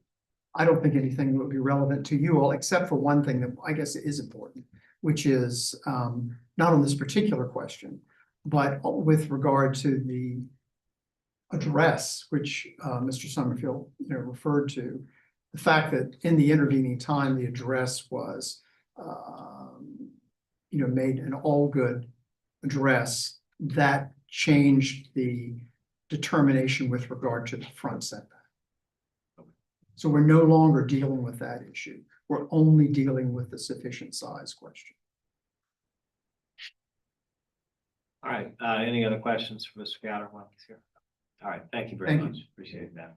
And I want to commend everybody for the patience for a long evening. I want to commend the attorneys for excellent presentations. I want to commend the homeowners for expressing with such vivid detail and emotion their attachment to this property. So it's been a meaningful and interesting matter for us to consider. And I am pretty sure that when I see lawyers of the stature of Mr. Gowder and Mr. O'Kelly, that this is not the last chapter. I guess we'll have to wait and see what happens after this evening. But it is certainly an interesting case and raises a lot of interesting issues. And ultimately, we have to decide whether or not the zoning administrator made the correct decision in this particular case. So I'll entertain any further discussion by the board members.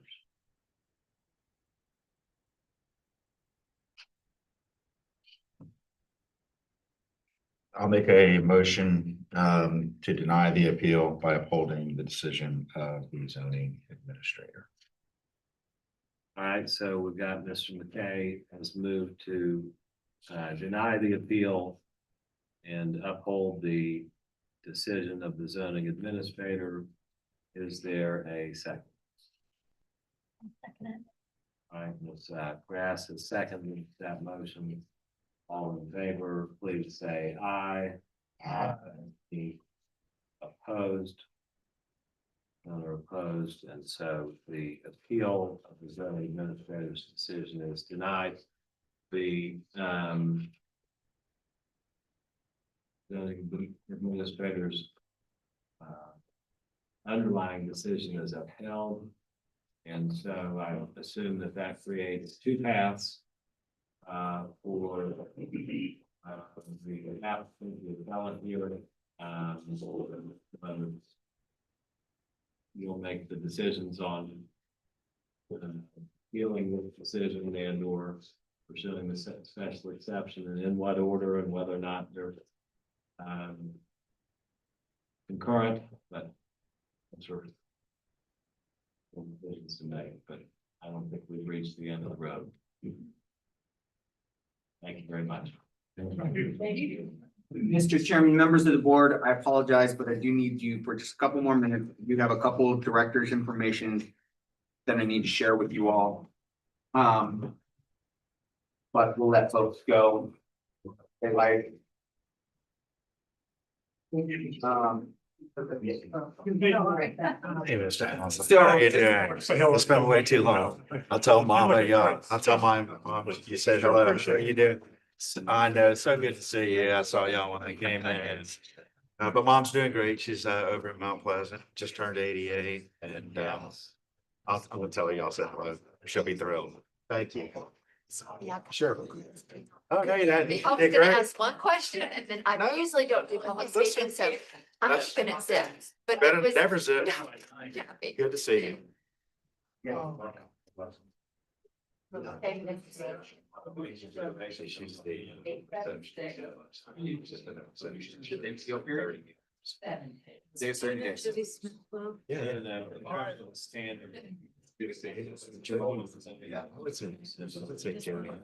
Jody's probably as big as it is.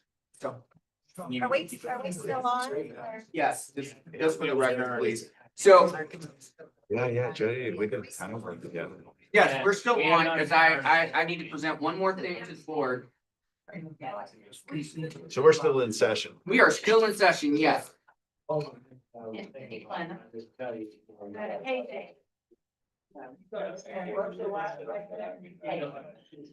I don't know where that I, yeah, maybe.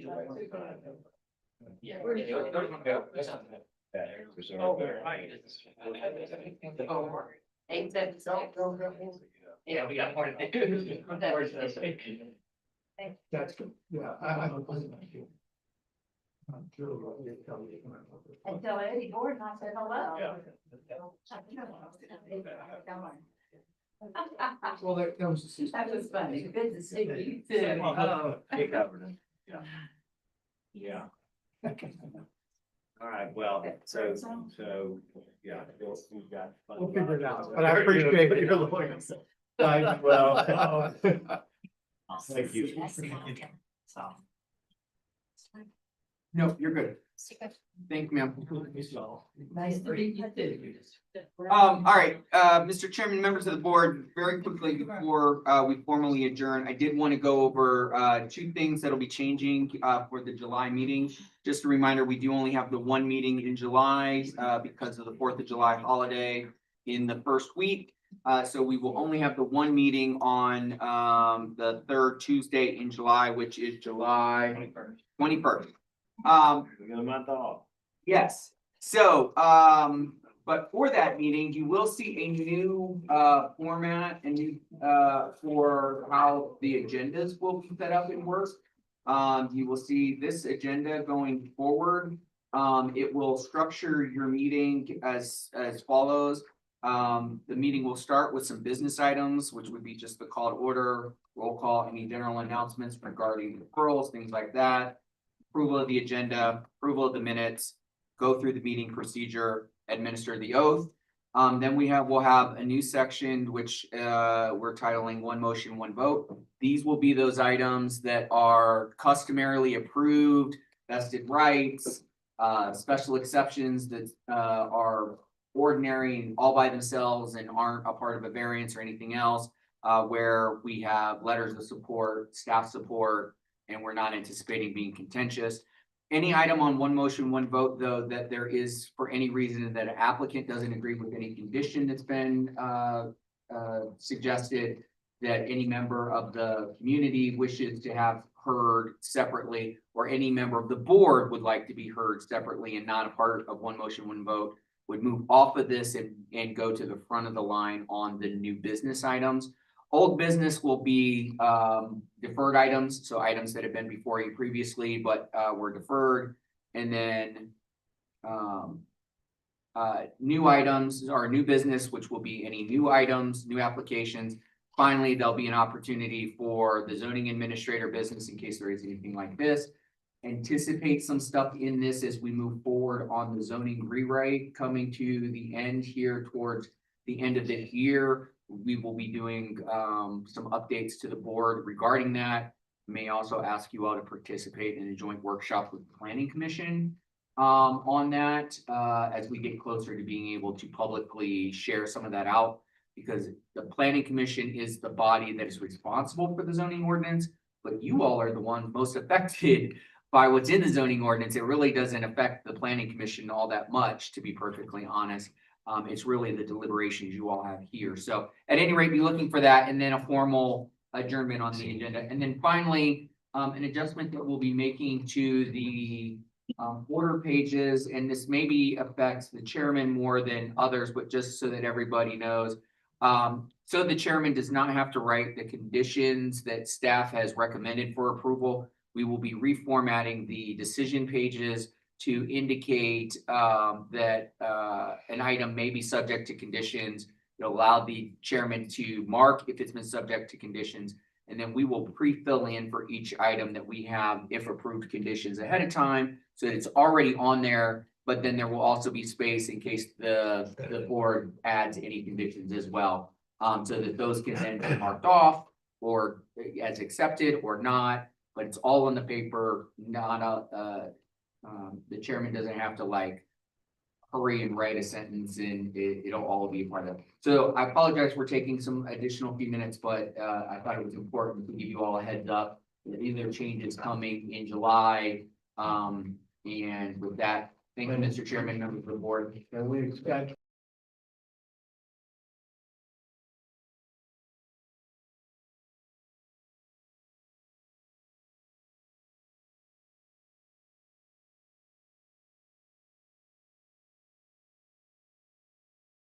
controversial and that we can shorten the length of the meetings. Yes, that is the goal, is because you will just open those all at once.